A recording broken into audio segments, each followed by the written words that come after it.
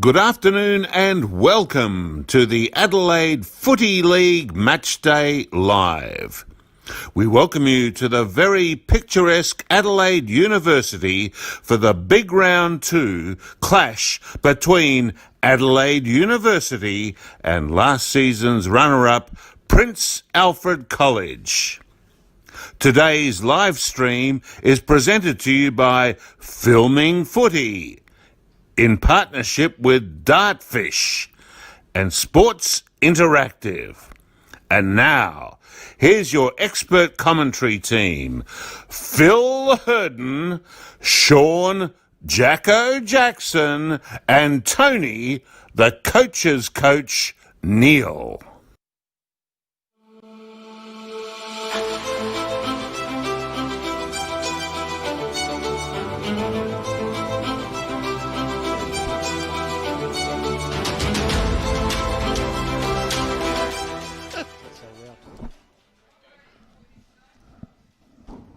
Thank you, Mystery Voiceover Man. Good afternoon, everybody. Welcome to University Oval, round 2 of the Adelaide Footy League 2020 season.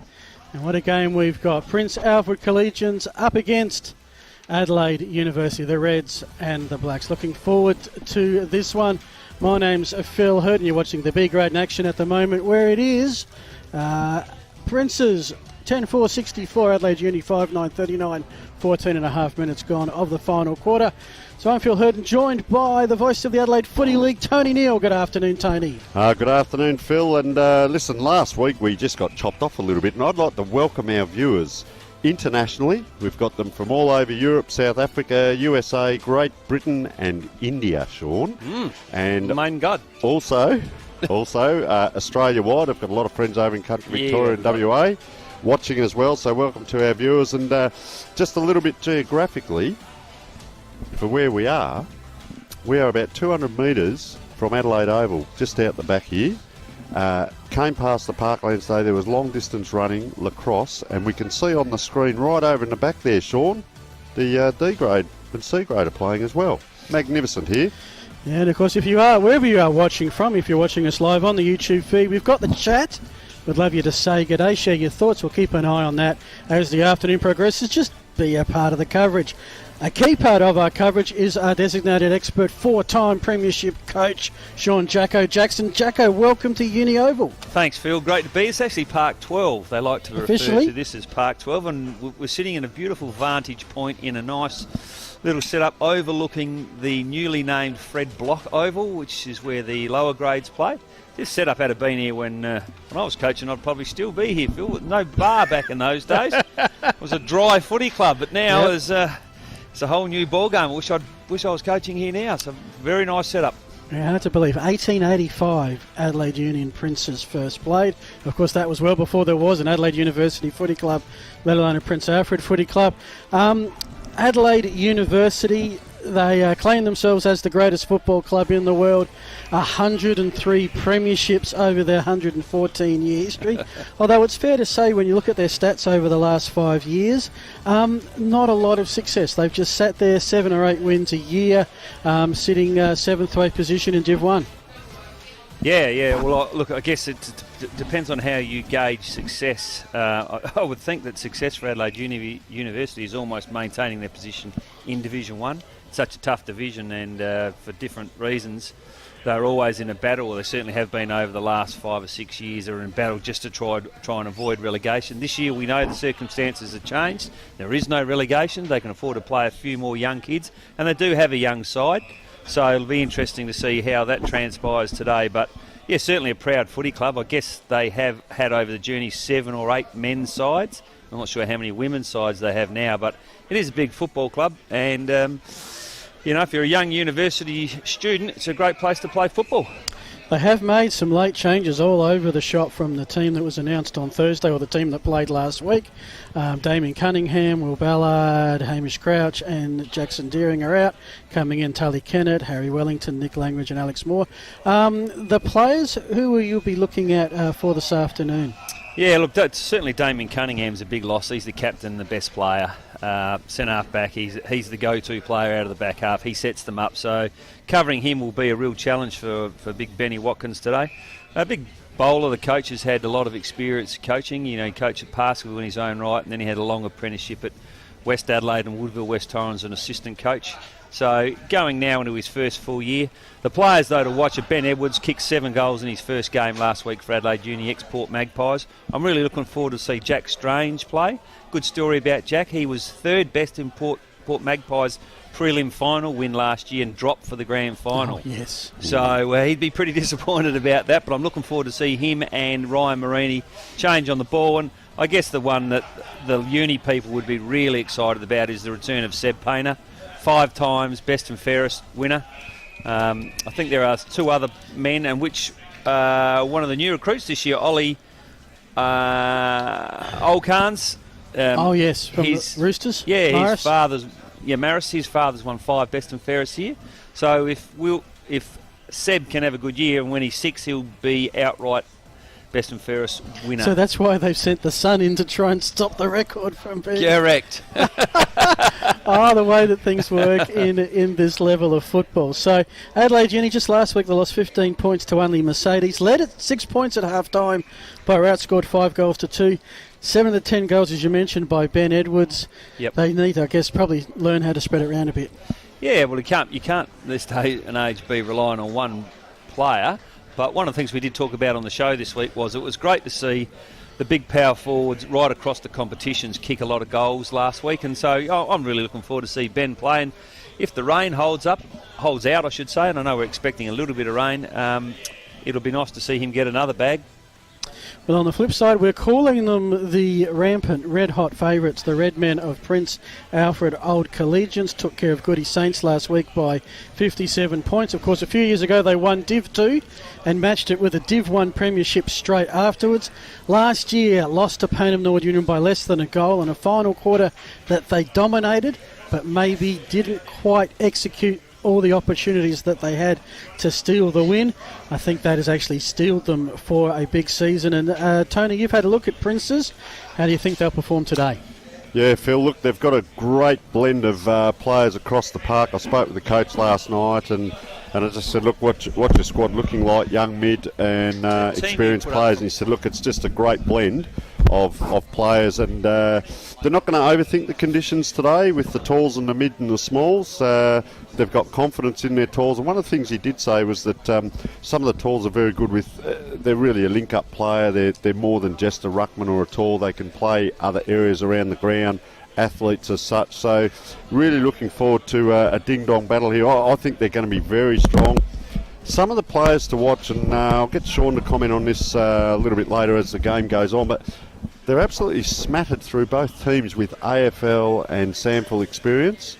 So players to watch, everyone will know here. Jack Trengove, straight out of SANFL off an AFL list last year, so he'll be one to watch. Was 4th best last week. So Jack Trengove.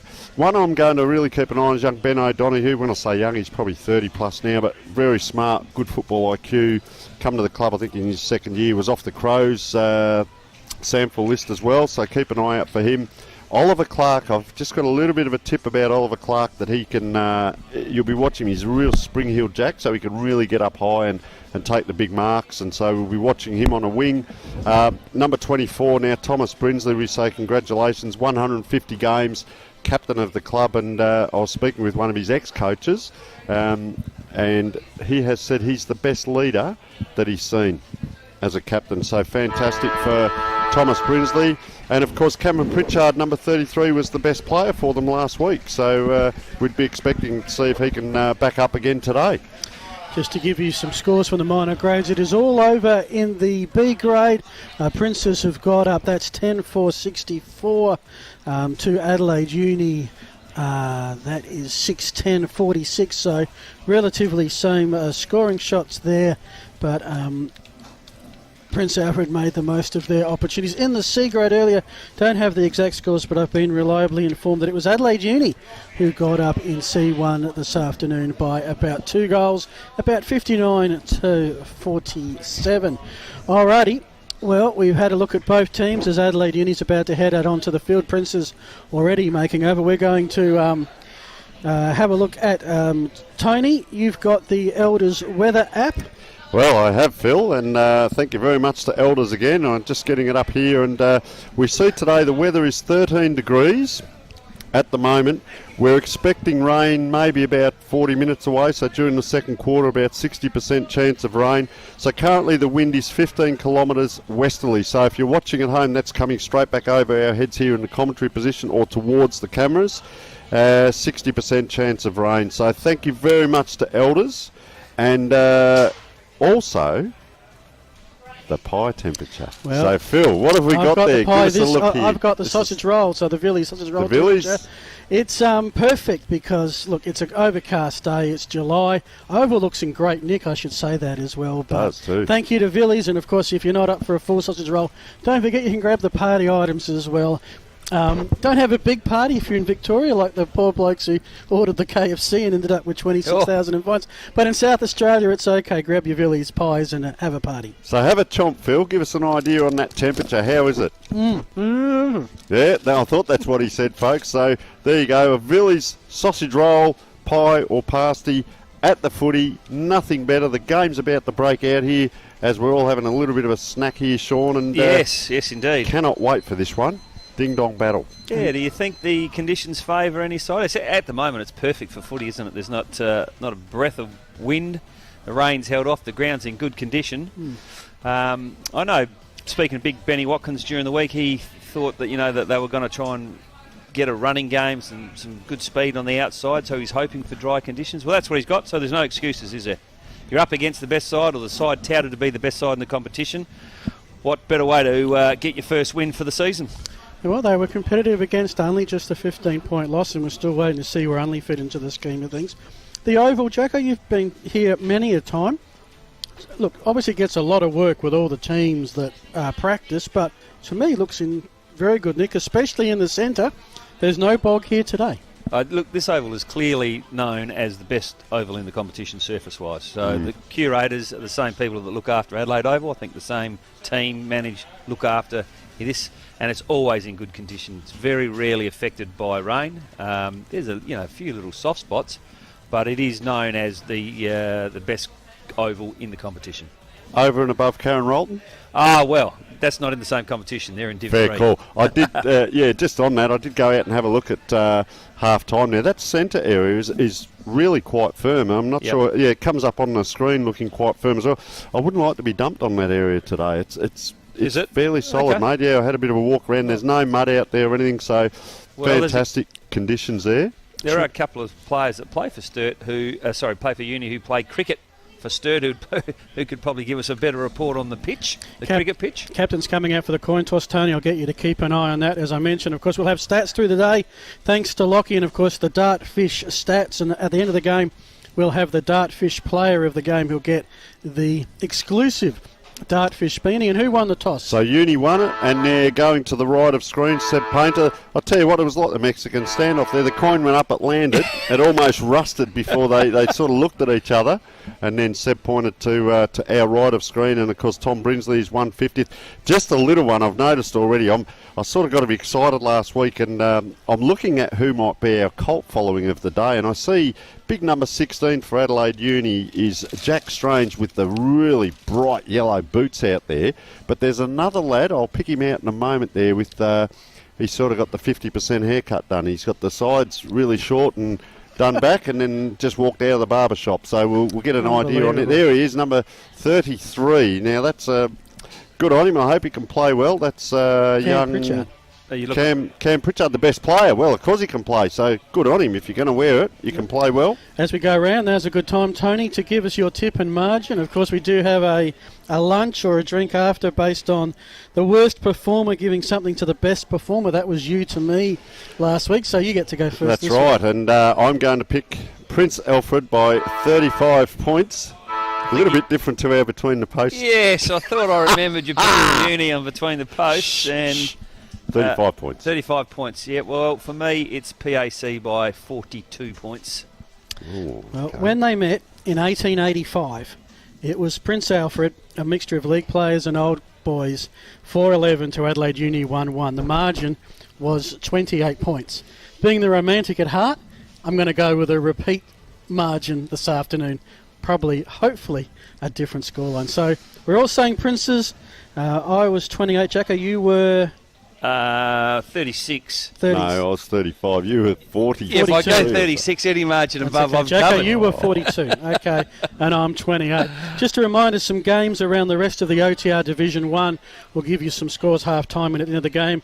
Ross Trevor Old Collegians Rocks are hosting Unley Mercedes. Brighton at Edwardstown are hosting Paynham.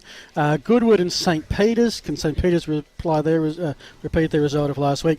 And two teams needing a bounce back from last week, Port District and Athelston. The umpires today, Frankie Manikikas and Matt Harris in the middle. Will give you the others shortly. But we are set to rock and roll thanks to Sports Interactive Production and Filming Footy. This is our game of the day, and you're with Tony Neal. And it's Charlie Parsons for Adelaide Uni up against Thomas Spanofkis, or Spanner. Up it goes, and just a middle tap there, ball bobbling around the middle. We might see a second ball. Oh, trying to break free there was an Adelaide Uni player, and he's picked up the free kick, and that will be our first Ben one. Adams. Is Ben Adams. Oh, quick handball across. So they've come out to the commentary side of the ground, inside 50, first entry, a nice Nick mark Langridge. there. Thank you very much. No, Nick Langridge back into the side. Very experienced player, though. You wouldn't tell that from that That's kick, right. although he's got it back again. He's building up the stats, is young Nick. But it's cleared away from PAC, unfortunately. A nice spoil there from, not sure who that player is from Adelaide Uni, number 2. His Guernsey number's not on our sheet. Nick Langridge gets it Alex back again. And it's headed in the way of Maris Olikans, who's kicked it long. Is that Ben Edwards? I think it is, boys. It is. First shot on goal. Coming off of kicking 7. That was Alex Moore, by the way, on the wing. And Ben Edwards to have first shot on goal. Look, it's all Adelaide Uni. I'll tell you what, last week Adelaide Uni led Unley early, and Goody Saints led Princes early. So if Princes can be got, maybe it's early in the contest. And always important, you're big forward, and look, 7 out of 10 doesn't get bigger than that. Nice if size. he can shoot straight like we saw Liam Davis do last week. So he's coming in now. He's, 45 out, I reckon, slight angle. I reckon he should be a Monty for this, and that's the commentator's curse, isn't it, as he comes in. Nice drop, a little bit high, and just hooked it a little bit left. Hasn't quite made the distance, bobbling around. Is that a mark? Paid, yes. Oh, he's played on too. Just shot it out there to the pocket, so probably 30 metres out. Bit of a tighter angle. What do you reckon, Sean? Is he going to run in straight, or is he going to hook it around? I'll ask Stevie J. I think he's going to go for the drop punter, but I really like the play from number 28 from the Adelaide Uni side. I'm sorry, no, it was Ben Edwards that kicked it in. 29, was it, that kicked it, took the mark and then passed it off quickly. And we've got a shot on goal from about 45, fairly acute angle. Looks good off the boot. Just doesn't quite hold its line, but it is the first score of the game. Adelaide Uni 1 point. They probably look for the siren. It's Big Jolly. He's going to kick the ball in from PAC, and why wouldn't you? He's the best kick in the competition. Kicks it to another really good player in Perryman. Oh. Beautiful left foot. And he's found Ollie Clark on the wing. Phil? So Ollie Clark has it. Needs to find an opponent downfield, or needs to find a teammate downfield, but he finds an opponent who lays the tackle. Princes are just struggling to get it off half back at the moment. And that's a holding the ball for mine. It was too slow by Brinsley, the 150.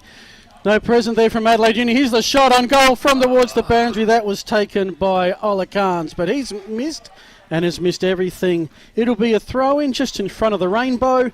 The visiting change rooms. It's Adelaide Uni 1, Prince Alfred Old Collegians 0, and you're with Tony Neal. So the ball just coming in right behind, right next to the post there as it comes in. A lot of players around the ball. Haven't seen too much of Trengove at the moment. Just in and out there. 2 handballs. I'll tell you what, I've been taking a note of this. That's the 5th smother already, and we're 3 minutes into the game. And I was talking with the Princes coach last night, and he said one of the keys to the game is control the tempo of the game. Well, you have to get the ball in your hand first, boys. And 3 minutes in, I don't think Prince have been past halfway. So up it goes again. Nice tap just to the boundary side there, and that's a nice kick, Bryce Woolard. So bobbling around. But here they come again, Adelaide Uni, just a little bit of a smother. Can they get out? There's the big ruckman. I've got a bit of stuff on him, so it's inside out, check side. Now the on-ballers have to run onto it. They're not going to get there in time. 3-on-1, he's done really well. Handballs inside, a little bit of trouble here, ball on the ground. Up it comes Adelaide Uni. Just composed back there, Sean. Yeah, I'm really liking what the energy they're bringing early, Adelaide Uni. Just not getting a reward for effort inside their 50. Would have liked to have seen young Olakans kick the ball into Edwards earlier on. I thought he had a nice little chip around the corner. He could have centred the ball, and Uni would have had their first shot on goal from closer range. Yeah, 15, 20 metres, and he elected to go the goal and missed a bad miss. But, I think you've been a little bit generous when you talk about 5 smothers. To me, it looked like 3 times they've kicked it straight into the man. Both sides have been guilty of that. Will Dowd kicks over to Brinsley in his 150th, goes short, finds the young kid Clark. Got a bit of toe, this boy. Handballs, puts him into a little bit of trouble there. Adam Perryman. It's turned over. Jack Strange, the old Port Magpies boy off the halfback flank, has found Nick Langridge. As we said, very experienced player. Would hate to see him kick into the man on the mark again. Surely you don't do that twice in a game. Well, he's got big Will Dowd standing on the mark, who's 6'4", so there is a chance he could kick it into the man on the mark, Phil. He could indeed. Comes in with the shot. No issue with that one. Right over the goal umpire's cap. We have ourselves the first sausage roll of the afternoon, thanks to Villies. And it is Adelaide Uni off to a flyer. All the shots on goal thus far, they are 1-1-7. Prince's yet to score. And Jacko is our man who's the expert on Adelaide Uni. Where is this drive coming from the Blacks? I'll tell you what they've done. They've done something I've never, ever seen in a game of footy Ever. before, Phil. Ever. This is groundbreaking, folks. Have a look at their forward structure.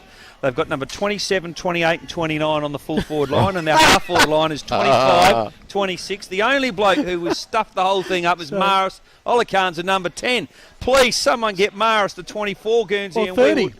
Or 30, and we would have game, set and match, and it would be all over. We'd have a Royal Black flush. Seb Painter, 5 times best and fairest, catches that ball on the wing, half-back flank. Looks to bring the ball in, and what you get there is a really good contest from Nick Cottrell. Brings the ball forward again. Nick Langridge is in everything. He does tend to get the ball smothered a bit, though. Well, maybe this kick's a bit predictable as it ends up now. This is Tom Fisher. One of the best forward movements so far for Princes. There hasn't been a lot, but good pickup.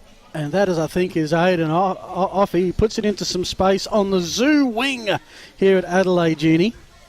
But Princes have it, and they'll centre up, Tony, and it will be Hayden Jolly to send him forward. Yeah, and he's popped that inside there, and that's Cameron Pritchard. So this is that tempo maybe that they were talking about. There's our Colt man. Look at the haircut. Good on him. So let's just see. He's just propped. They set this up before out of the back line. They come wide. They go around, a bit like Port Adelaide a couple of years ago. So 15 now is Adam Perryman. He's had a bit of it already. On the left foot, nice style too, but congested forward line. Look at that pack there. Just about a grab. No, around this way. Out it comes. So they're going to clear again here, Adelaide Uni. They've just taken a step back, come inside. This will just be a bomb. No, very clever use there. I'll see who that player was there, but that's Harry Wellington with the ball at the moment. So they've gone backwards. So could be a mirror image of game plans here, going sideways, backwards. I'll tell you what, that's the one, Sean, that's got a stick, isn't it? Oh, yeah, look, too much watching TV there, and this is what's happened as a result.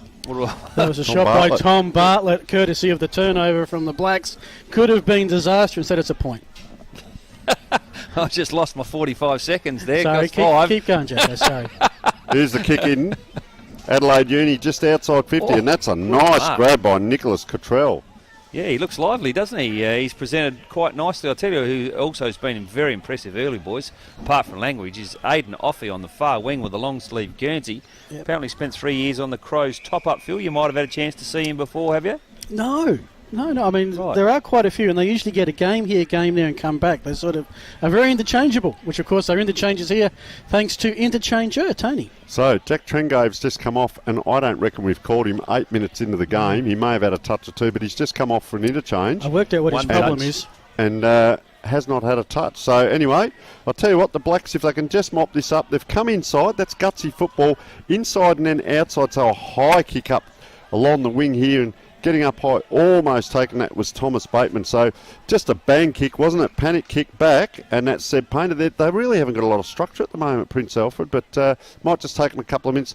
Look at the space out this side of the ground as Hamish Wallace it is, very lightly built.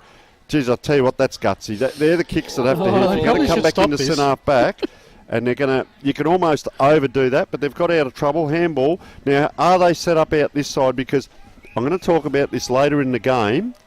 Can the teams keep sustaining this effort? If you're going to set up out here, you've got to run hard to get there, and in the second half of the game, it's going to catch you. Yeah, what's pretty obvious to me early, boys, is that Adelaide Uni are putting a couple of players back behind the ball, and we've got a really defensive game. I hope it doesn't end up reflecting on the scoreboard like what we see at AFL footy, but there are 2 players loose for both sides in the back half.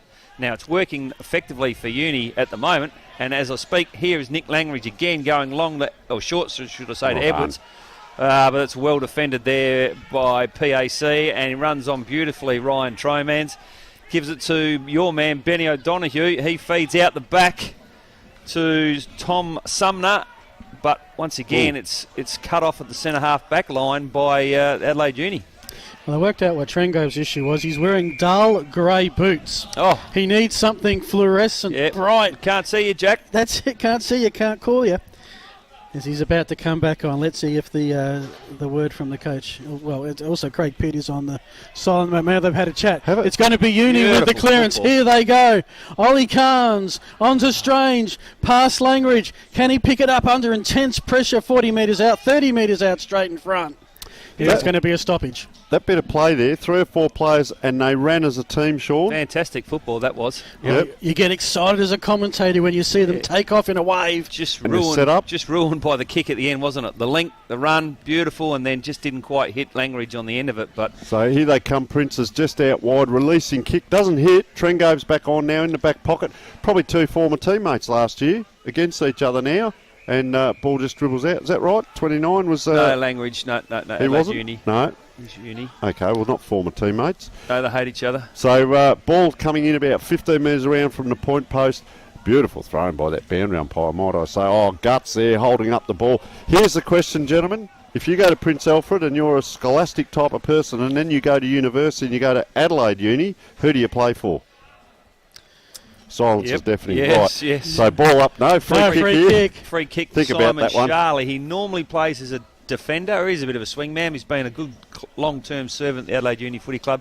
I think he might be playing his 200th game this year, but certainly gettable goal, 45-degree angle, 30 metres out.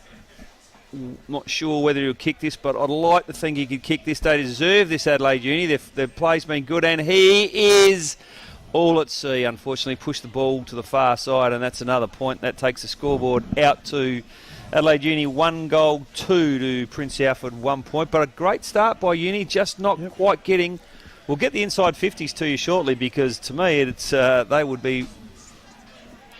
So Perryman now is the new one kicking in. So he's the left footer. Beautiful kicker. So I reckon and he's played on. We've seen a little bit of this, so get that right outside 50. That'll be 2 kicks back if Uni happen to get it, but it bobbles out of bounds right in front of our beautiful commentary position here. And so the umpire about to throw up. Big Charlie Parsons, that was. He's back at the club this year from Sydney University. Gives them a bit of height in the ruck.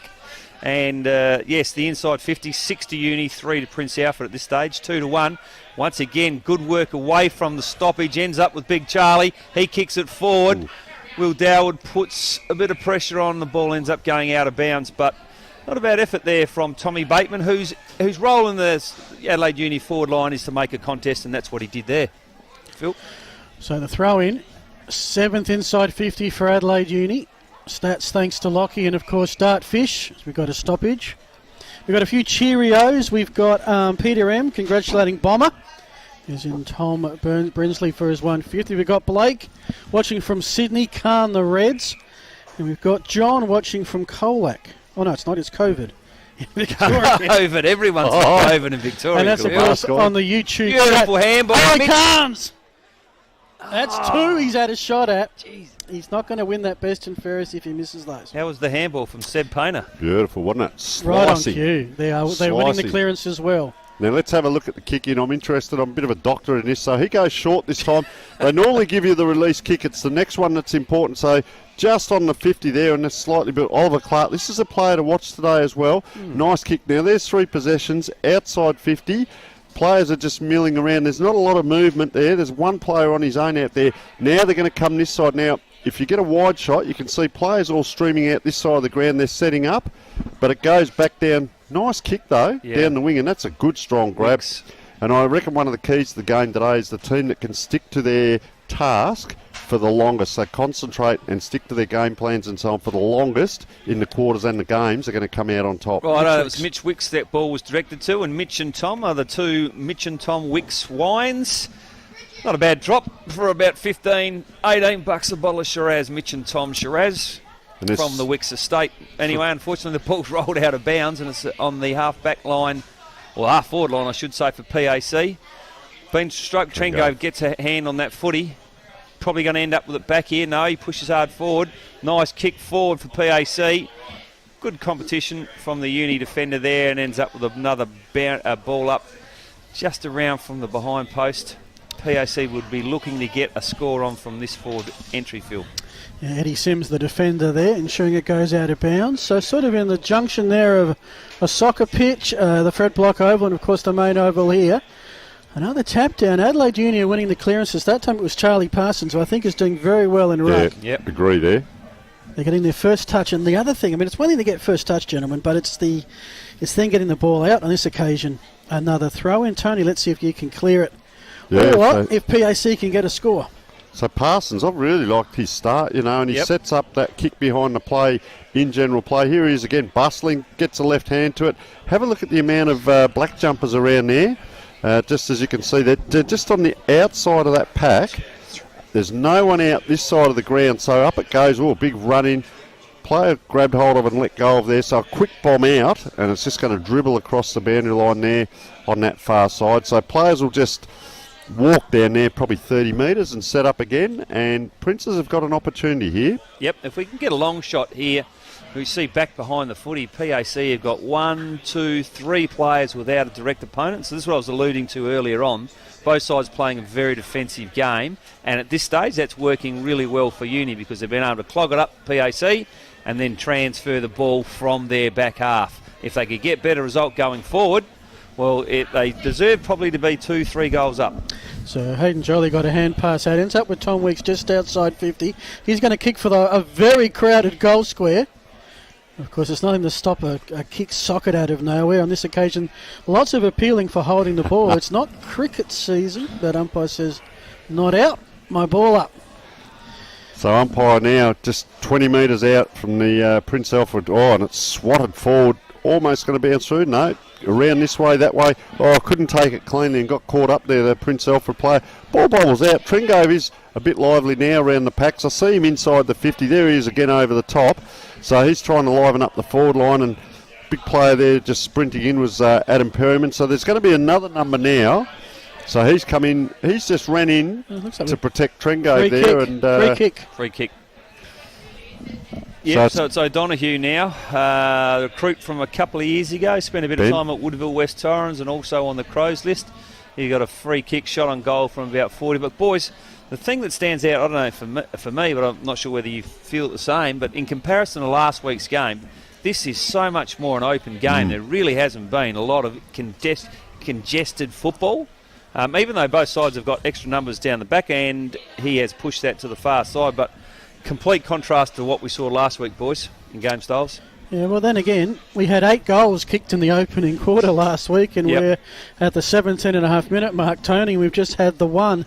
Both sides finding it hard to get it straight between the posts. Maybe they should watch our show. And have a look at the press put on here. Just about every player's in the front half of the Prince Alfred end of the ground. That's a long kick. Probably a mirror image to the left footer down this end, but a good grab over the top. And that's one of my little pets there is don't just burn the ball when you've got it out that extra bit, but you've just bombed away. So it comes straight back in Prince Alfred, and they'll be happy with that, Sean. Just bobbling over the boundary line, another chance to set up. Yeah, well, a good turnover by Jake Pitt there, almost on the wing. So you talk about, you can't always, if you're going to kick the ball 50 metres, hit a target, but you've got to be, if I was Adelaide Junior, I'd be very wary of the Pitt boys in the air, particularly if they don't have a direct opponent. Their ability to compete is very good. Ooh, that's nice. A great kick around the corner. It's hit the top of the square. That was, not sure, number 29, who I don't have a name for, but unlucky, and this resulted in another point to Prince Alfred, pushes them on to 3 points. Now trailing Uni by 6 points. 1 goal the difference. We had the first 5 minutes down the Adelaide Uni end. They set up a wall around half back.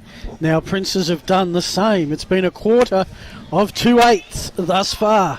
I'll tell you who's free here is Langridge out here. If they can get it to him, he's still here. He's very tight on the boundary, so they've gone over the top of him. So 2-on-1. Now it comes towards him. It's going to bobble up. One handball, second handball. No, they play good straight running there, Sean, as he came out there. Was that very good? Was that Painter, was it? I tell you what, he gave one to someone in the comic cuts then. It was to Trengave as he ran past. Just a short one. And, geez, I tell you what, they are competing very well, Adelaide Uni. Yeah, that was Very Ben well. Adams. Ben Adams off the half-back flank who's... They're into Trengave again, look. Yeah, it looks like he's can go a little bit of spirit in his game, Ben Adams. Anyway, ball in on the wing. Adelaide Uni again set up on the check. Nice, clean take, but not able to get the ball out, and we're restarting. Big Frankie Manicus, who kicked 5 goals in a Division 1 or 2 game here, 2 I think it was, many years ago in his short playing career in an A-grade game for Flinders Park. Well, it's a good idea, I think, for the umpires to have that little bit of playing experience and put themselves in that position as probably, I don't know whether he's been our best player in the quarter, but he's certainly been one of the busiest in Nick Langridge. Has it very off the half-back line. Kicks it towards half-forward. In the end, though, a very simple mark taken to the... I think he played for both Norwood and North, Will Darwood. Correct. And now he's going to go across field, and Tony's got himself a man in lots of space in Tom Brinsley, the Sesqui Centurion. Have a look at it now on the wing, and that's that 2 or 3 kicks you see Port do around the outside. Look at the space now. All the midfielders are trying to stream down that way, or just to bang on the boot inside out screwy there, but it's been effective. It's hit a target. Oh, and he's wrapped up well there. That's well done by, who was it? Ollie Clark, yeah. Well done out there. That was a good competition. They were out then, Uni. So we're starting to see now players walking across. There's a free kick here to Princes, and they're away. Yep, and that's beautifully kicked into centre half forward. He gets it on quickly at the top of the square. Ooh. Nick Langridge falls back into the hole and does it beautifully. Nice play from the PAC player. Ends up with Craig Pitt. He hits it long, keeps it flat. Turned over. PAC still got control of the ball. Looks like we'll have a ball up here, boys.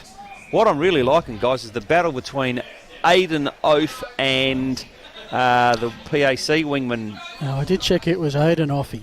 Aidan Offey, sorry. I checked with Team Matt. This time we're going to get the E's on the end done right. Ollie Clark. Aidan Offey and Ollie Clark. Someone see if they're actually matched up on each other. They're both named to play on the wing and been very effective. Oh, Tom Humphries shoots and he scores with a soccer kick.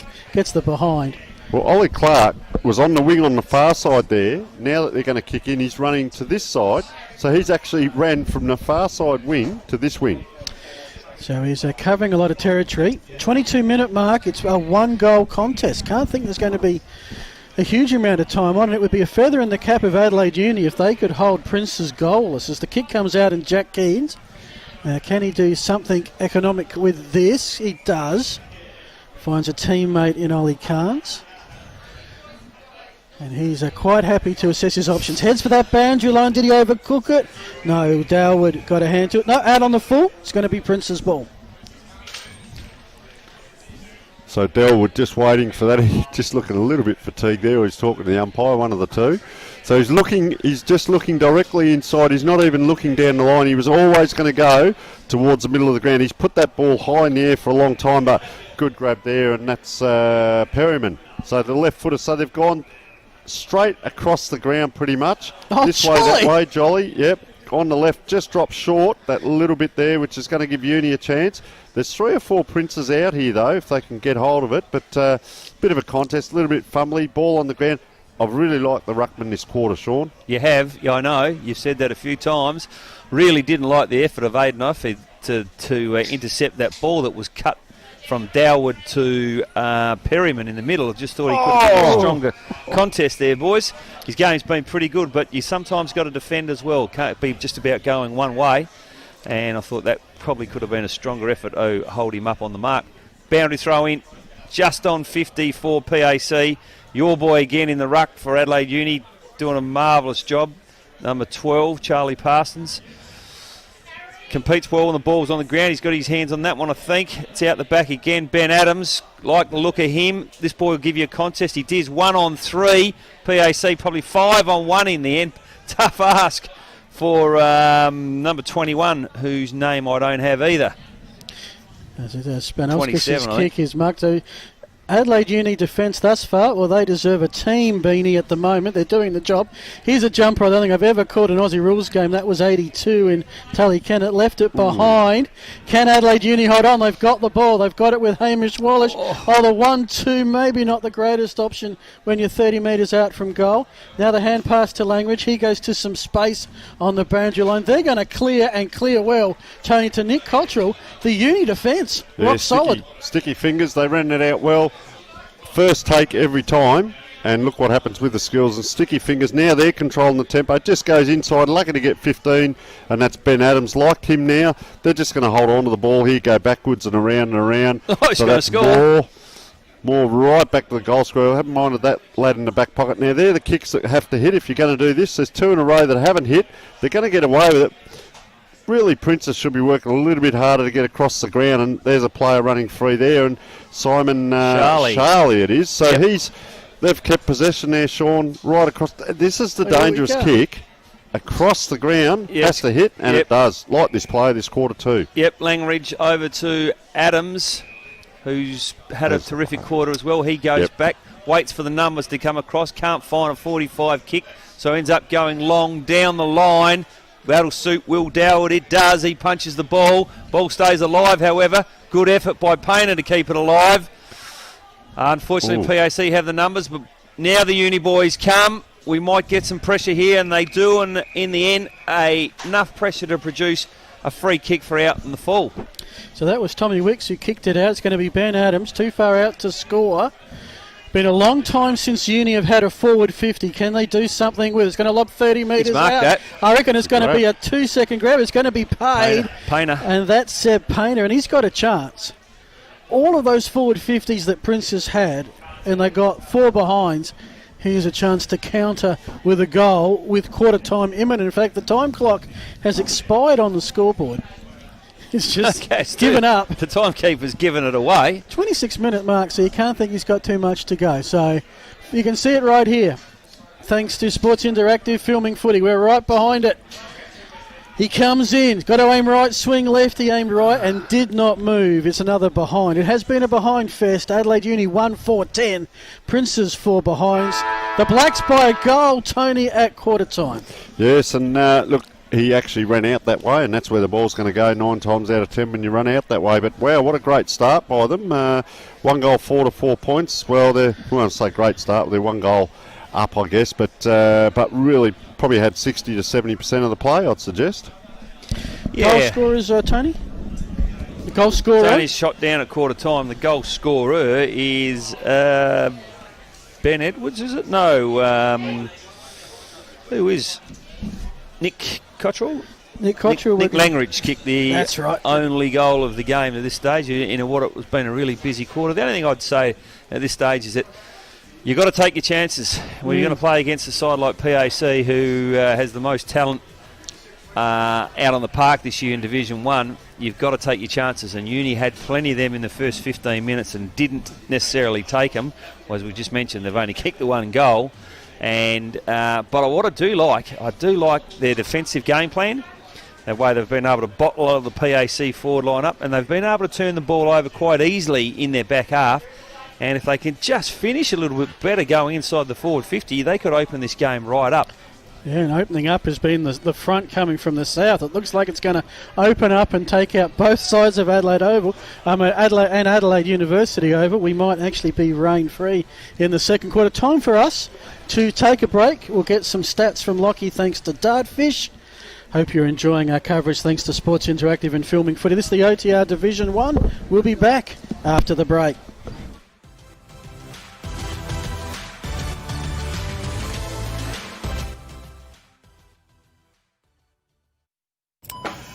Hey Jeff, where do you get your shoes? Catch! Catch! Catch!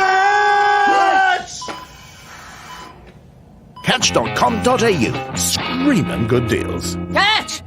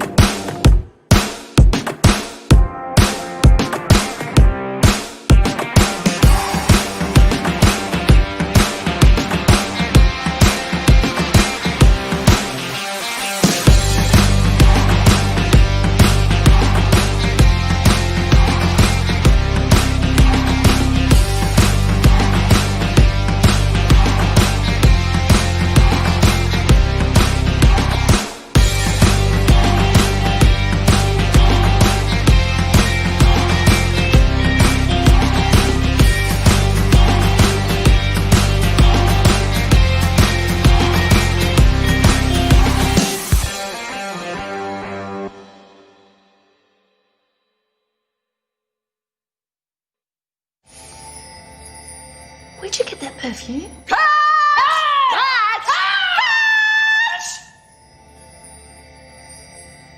Catch.com.au. Screaming good deals. Catch! One of our great supporters here in the Adelaide Footy League this year is Business Plaza. They do great work helping clubs raise much needed funds. One of those is the Goody Saints. Let's hear from Craig Scott. The Goody Saints are going to partner with Business Plaza because of their track record, and also they're a major sponsor of the Adelaide Footy League, and they've brought in big companies like Vodafone and Catch Group. We feel we can better engage with our members and our players through the app, and I encourage you to get on board and become a member of Business Plaza.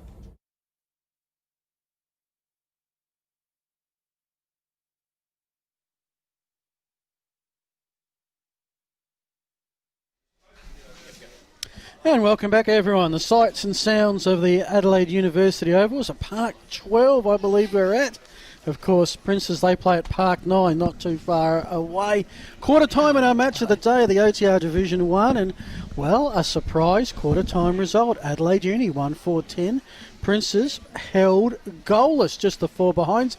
Any key stats before we get underway, Sean? Yeah, inside 50 is pretty similar. PAC 10, Uni 9. The matchup head-to-head, Painter touches 8 versus Trengove 6. And best players, I thought, that quarter, Adams, Langridge, Oaf and Parsons for Uni, and Clark, Perryman and Tromans for PAC. And we're underway. We are indeed. Let's see. It's going to be Uni and the Blacks heading towards the northern end this time, and the kick inside 50 is picked up by Cam Pritchard. We have had Tony down at the huddles. At the next break and play, we'll get his thoughts from down there as PAC looking to move it down the zoo wing, and that's marked by Bryce Willard. He brings it back in board, and Ollie Clark, who was busy in that first quarter. So I think we've seen more east-west action than north-south. If we put some goals on the east-west On the boundaries, wings would be we'd right, have a higher wouldn't we? score.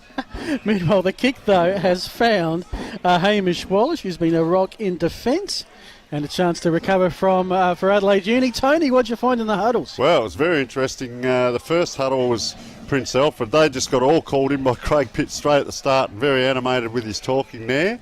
So I didn't get to hear what he had to say, and I went over to Ben Watkins, and I'll tell you what, they are really up and about. He's super happy. He spoke about the pressure, the ball coming in, the movement. They're on. Bite in from the midfield. That's a new one, Sean. Bite in. And the run, he said the one thing Prince Alfred he thought they were going to be worried about was the run, and that's what's happening. All taken high there.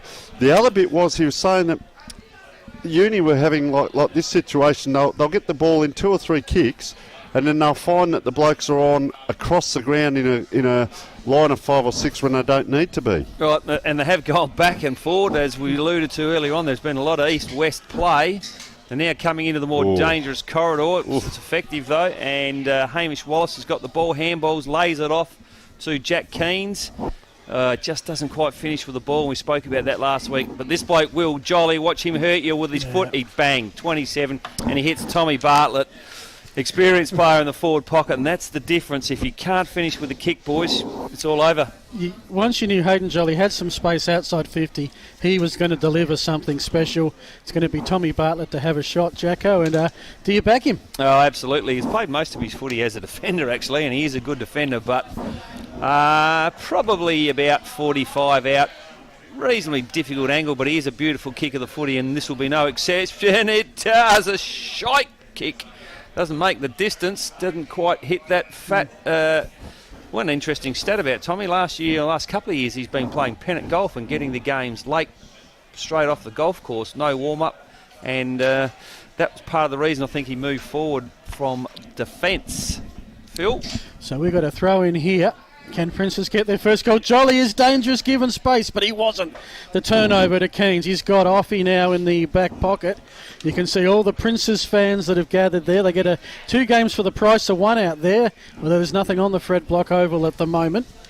Uni clearing it off the half-back flank, looking for Ollie Khan. Steps in front, couldn't take it though. Here's a chance for McNamara, and the Reds, now they're going to run in some waves. They're going to swing it across. east to west, and Tony, they found Mitch Larson. Yeah, look at his penetrating left footer right into that hot spot. Oh, and that's a crunching contest there. But player got back up, rebounded well, ball just bobbling around there. Little kick forward. Oh, he's out on his own here, and I reckon this is Oliver Clark. Can he get around? Have a shot, son. No, he handballs it in, unselfish. But look at the players there for Uni. They're going to either tackle or mop up here, or spun 360. Players let it go, umpires let it go. Players in a line there. There's our ruckman. Now, that's just a bombing kick. And this is where Port Princess can capitalise. Right on 50, left foot in, off hands, out it comes again. The ruckman, he's playing that kick behind there, Parsons, as well. Yep, plenty of numbers, as has been the case all game so far with Uni in the back 50. Nick ends up with Nick Langridge, kicks it long, high, wide and ugly. Push. Dowd in best position, but unfortunately has given away a free kick. No, one of his teammates has won the free kick, so Uni unable to penetrate through the centre. Switcher play again from PAC, and we're seeing this a lot, boys. This little chip sideways. That's a better kick. Up the corridors, found a loose player. I think that is Trengove, and he's about to get nailed. Gets his kick underway. Hits the top of the 50. And Phil, looks like we'll have a ball up there. So quite often we see a low-scoring game played between the 50s. Yes. We're seeing a game here played in the 50s. Yes. When either side is able to get the transition coast to coast. So right now it's Prince's turn inside their 50. It spills to Langridge. He'll get another touch. He's probably the front runner for mine for the Dartfish player of the game is Darwood. He'll bring it back in board. Nice mark to Woolard, the former Tiger from the Bays of Glenelg. Assess his options. Goes with the long kick. Will he fly at the back? Oh, it's the man in front. Princes could have raffled that one. It's with Lockie Charlton. Ex-Norwood player Lockie Charlton. Tony, you know a bit about him? No, I don't actually, Sean. Do your homework. So he's got the 25 for Norwood at the moment. It's Cam Shenton, who, last year it was, who has the big mullet of hair. And Charlton not too far off there. Can this be Prince's first goal? They are 0 goals for. The kick 45 metres out to the Torrens end. Makes the goal umpire move. But they salute.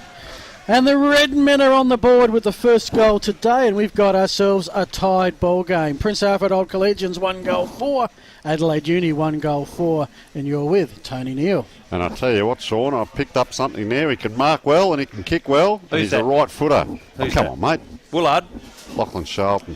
So, ball going back into the middle. That got back there quickly. So players just walking back. I'll tell you who's been not too bad as Will Delwood back there. He's either punching, marking, kicking forward. So in the ruck here. So just a quick one. The Thomas Spanofkis 3 years ago was in the C grade, came out of soccer, and he's now playing A grade football and doing very well.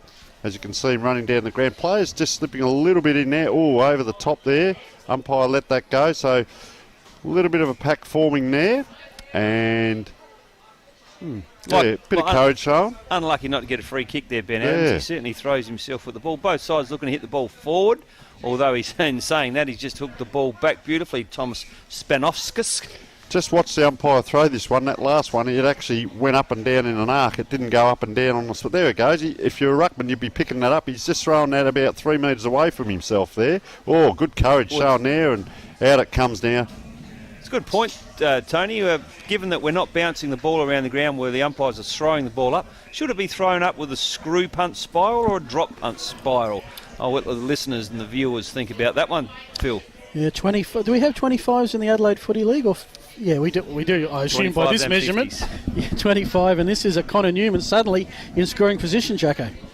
Yes. Who was it? Connor Newman with the ball? Noonan. Connor Noonan. Yes, correct. Come from West Adelaide, I believe. It had been at uni before. Looks nice and balanced over the ball.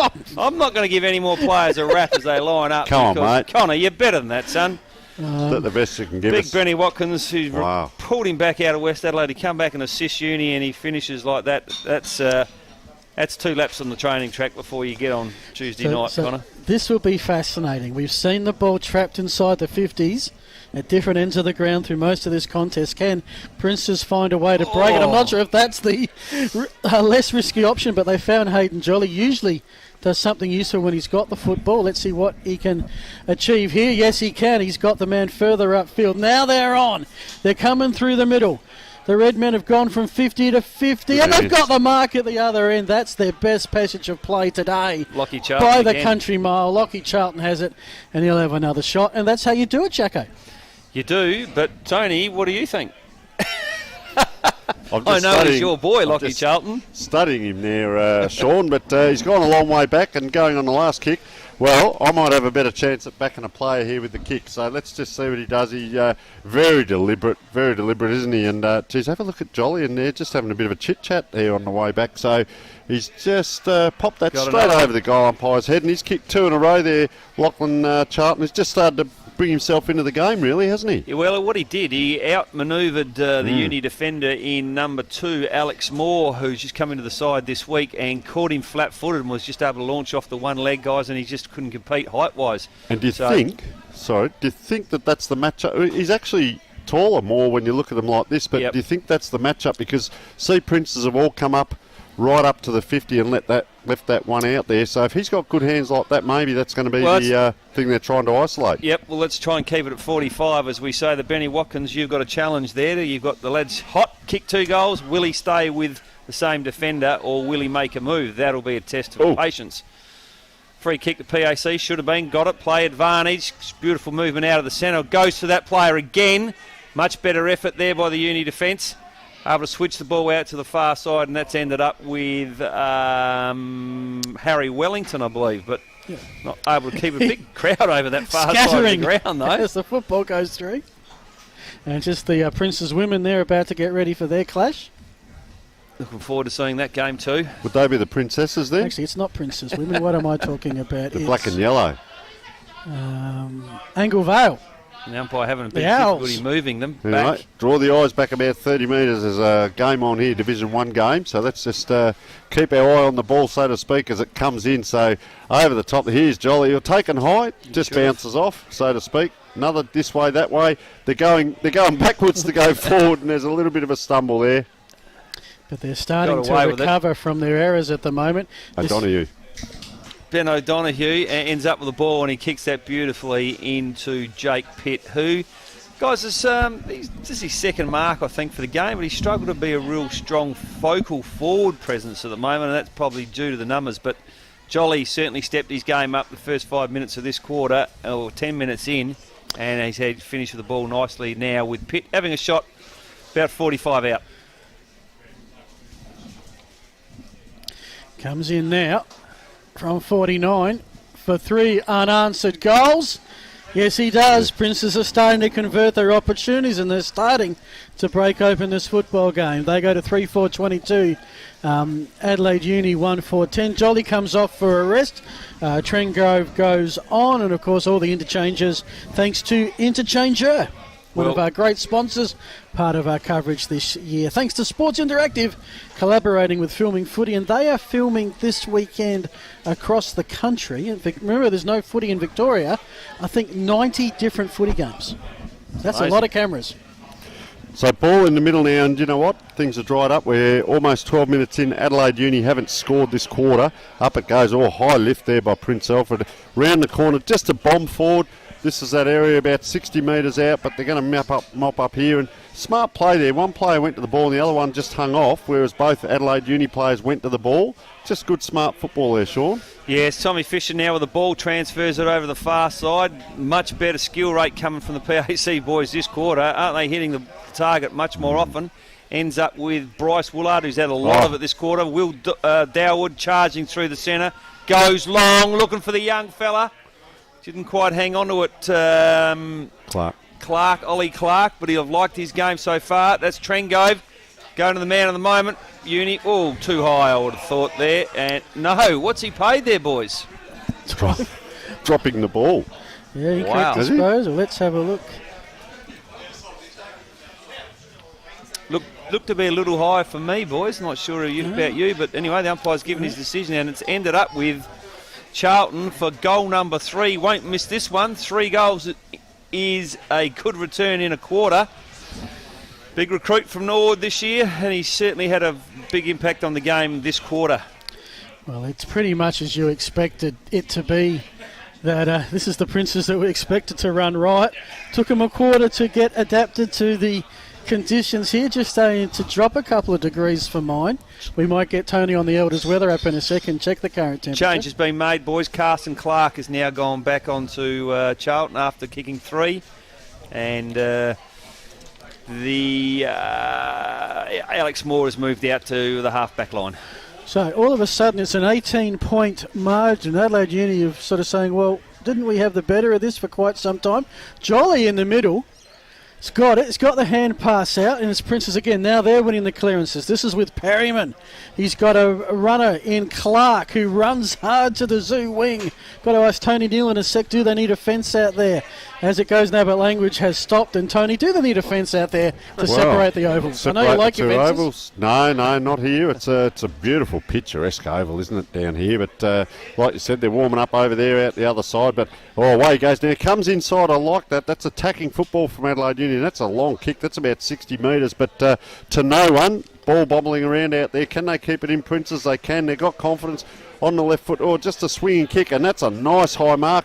They said that this lad can do this, Oliver Clark. He'll just pop out of nowhere, and he's got involved. But, wow, that's got to hit that kick. And, just a little bit of a poor effort there by Simon Charlie. Probably didn't quite read it properly. I'll give him that. But bounced around. Prince Alfred are on here. Out it comes now, Sean. Yeah, it's going to end up with Mitch Olikans. Oh, no, it's not. It's Edward Sims. Ball bobbling this way, that way. It's a free kick by the umpire. Frankie Manicus Wellington has given that to Wellington on the half-back line. Really need to find someone. We go backwards again here with the loose players set up. Really need to get some penetrating movement through the middle of the ground. Connor Noonan has now got the footy. We're back where we started, boys. 3 possessions later. This time goes long down the line. Could almost have got a free kick there, the Uni player. Langridge runs onto it. I reckon he'll end up with it here, boys. He does. Can he get a kick? Oh. Can he win a free kick? Oh, he's playing holding the ball, big Frankie. Wow, that's a tough decision. And Langridge is not particularly impressed, and he's giving away 25 in the process. One thing about Frankie, he won't change his mind. I can guarantee that, boys. So it's Mohawk man Cam Pritchard. And they're moving it well. The transition off halfback is a big improvement to Craig Pitt, to Perryman. But it lands in front of Offa. He's got a Hardwick. He's got 3 Princes in pursuit, but he's got the legs to run off them. Takes 1, takes 2, takes 3. Jukes around the board, runs to 50 and uses the kick, and he's gone too far. Oh, no theatre. No theatre from the umpire. He was Prince's offy. ball. He was offy, all right. Tony, take it away. I'm out of breath. Gee, so Jolly it is. I don't reckon he was chasing too far, Sean, on this one. Jolly. Poor old Jolly. But I tell you what, it's that dangerous kick. I've said it over and over, right into that centre-half-back position. And there's 25 given against the full forward. I don't reckon Ben Edwards has touched it this quarter. He was up and about, got a big wrap-up, and we saw Smothers in the first quarter, and now we're seeing 25. So now Uni rebound. Noonan. Ben Edwards now has a good jump at it. Doesn't quite get there. Nice bit of defence by the Ryan Tromans. Gets it, ends up with it, and puts it on his boot quickly. I'd like to see a little bit more defensive chase from Ben Edwards on a couple of occasions. I think he's waited for the ball like that when it came over the back, where he could have maybe put a bit of pressure on. But and good pressure there from Tom Brinsley, the 150 gamer, to not allow Edwards an easy shot on goal. So Perryman, just having a look around, he's got Delwood out on his own. He's gone over the top of him, kicked it really to grass, Flinders Uni style.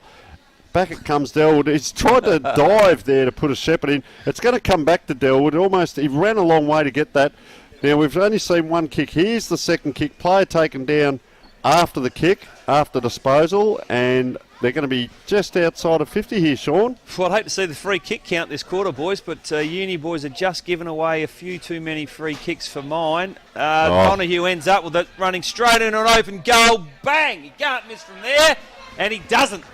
And that puts Uni on to 1 goal 5 still, but Prince Alfred on to 5 goals 4, and I reckon that's 5 in a row this quarter, Phil. Indeed it is. And all of a sudden, it's become a 23-point footy game, as we've got a little bit of cloud cover. But yeah, good movement. They're running hard. They're creating space. The skill level at times hasn't been great. We're still seeing the fumbling, but just the work. I think the work rate is what's picked up from the Prince's boys, and that creates, I think, some issues for the second half, given the way they played last week. Again, another tap to Uni, but on this occasion, Painter is relieved of the football by the Red Men, who will go forward, back with the flight of the ball, but a push in there somewhere. And Larson is not happy because he took a courageous mark, but he's got to give the ball over, and it will be the Blacks with it and some work to do, Tony. Yeah, Jack Strange, we haven't really called a lot of him. One of our players to watch. Nice on that left foot penetrating kick and sticky fingers there by Wellington. So they've come back inside. Good to see both teams at least taking risks with that, not being predictable down the line. That's a good pack grab. No play on it is, and just bobbling out there. Yep, he's away again. So is that Jolly? Right foot, left foot, doesn't worry him. Drops it short. Reckon it must have hit the ground. Running through now, Prince. They're linking up well. Is that on his left too, Sean? And he's he has kicked that. Trengove on his left, and I'll tell you what, they're having a very good quarter now, Prince. It's like they've just opened up and accelerated. Yeah, well, I'll give you some interesting stats, boys. That's Trengo's 8th touch and first goal for the quarter versus Seb Painter, yet to touch the footy this quarter. Inside 50s, 7-1 PAC's way. 9-3, and free kicks 6 to Prince Alfred, 1 to Uni. Some really telling stats there. Yep, it is one-way traffic right now. 6 unanswered goals.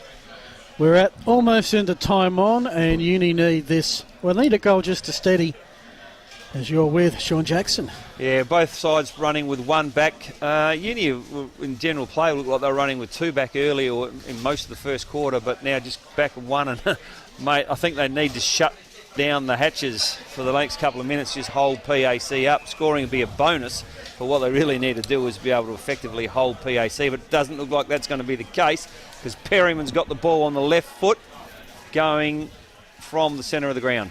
Just while that's happening too, the big ruckman for Prince's Spanofkis is still slightly injured in the middle of the ground. He's just walking around now, so I reckon if there's a ruck contest shortly, he might not be able to get to it. Now he's running down forward, so Jolly it is. Geez, he sets up well, doesn't he? Just so calm, Jolly. How much of the footy has he had this quarter? Yeah, pops it in. They're attacking forward here. It doesn't matter with Prince's. I'll work away at an I haven't minded the umpire. It's pretty quick on the blower, but it was there. So they're going to look sideways again. Players are setting up. So they're setting up here, but not down the ground. So he's going to have to go down that wing side and up in the air. It is there. Spanofkis there. Down the opposition ruckman there. So bobbles out. I'll tell you what.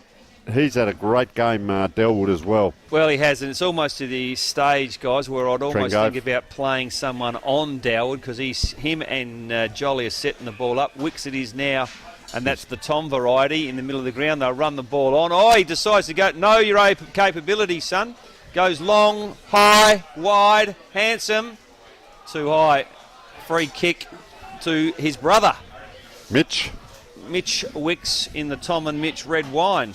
And did you see, Delwood must be listening to our call, but he ran into centre forward then.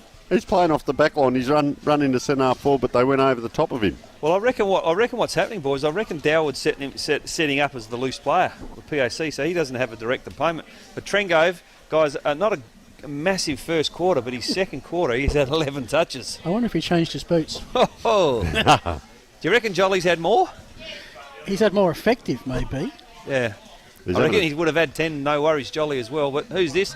This is Wicks. 35, straight in front. You reckon he'll kick this? Looks good over the footy. Looks good as he kicks the ball, and bang, that's another one, boys.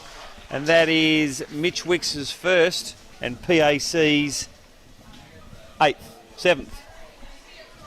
Big quarter. Big quarter indeed. 7 goals so far.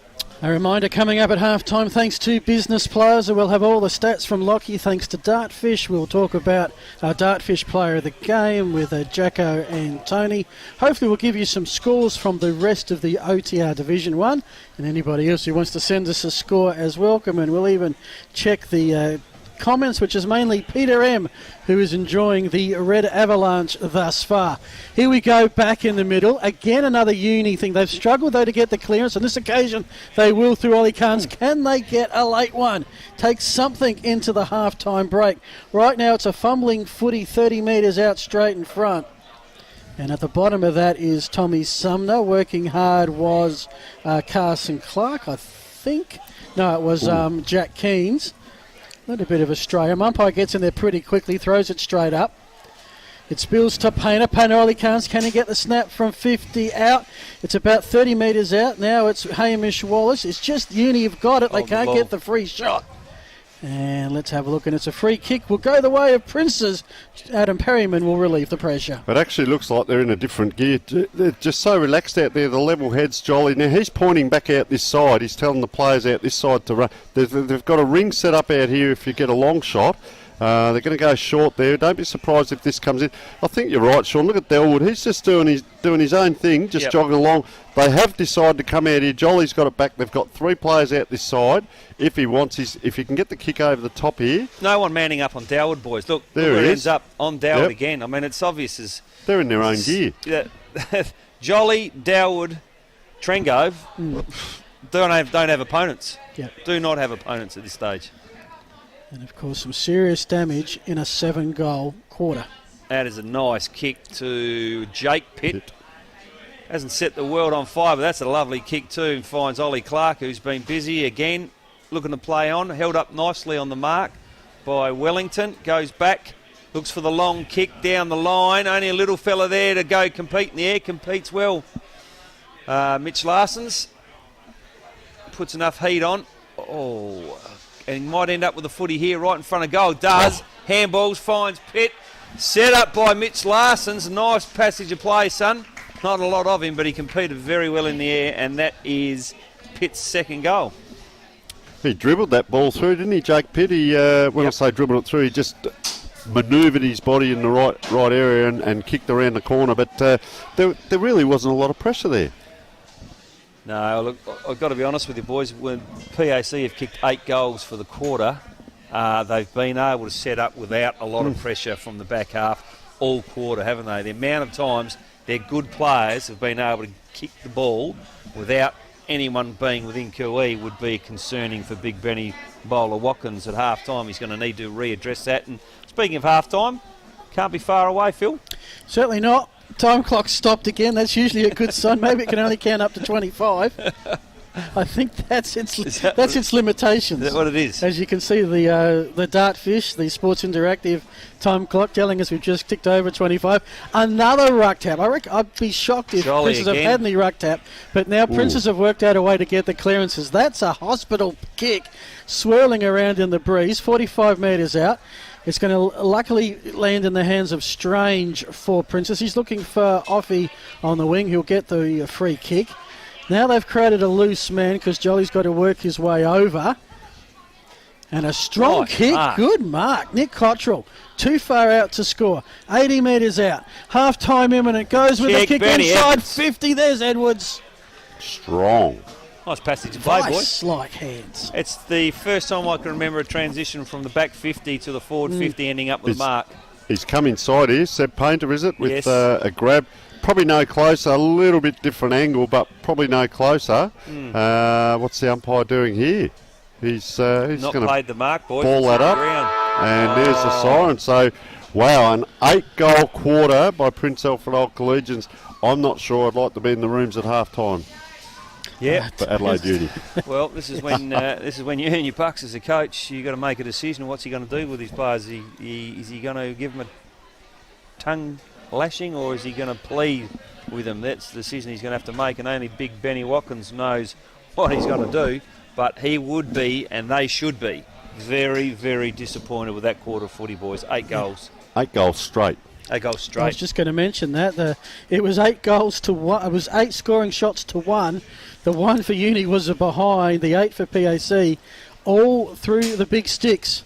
And just giving you the goal scorers before we take a break for half-time, it is Lockie Charlton with 3 in the space of, 4 minutes, which really turned the game at that time. Yep.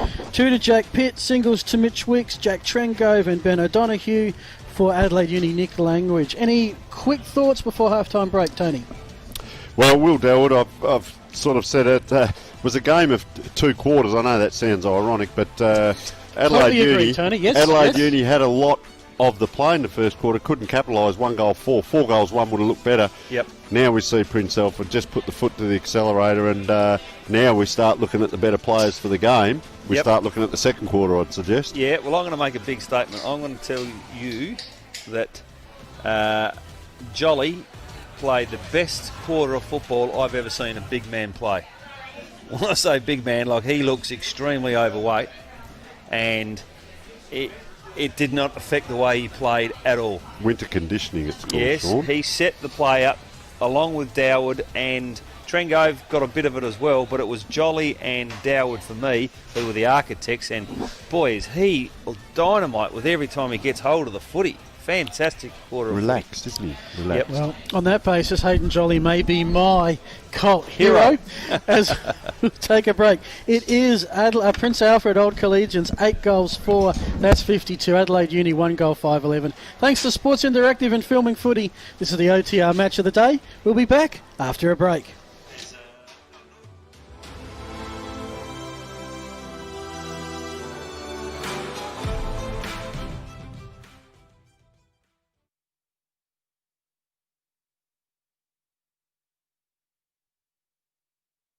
Helping clubs raise much needed funds.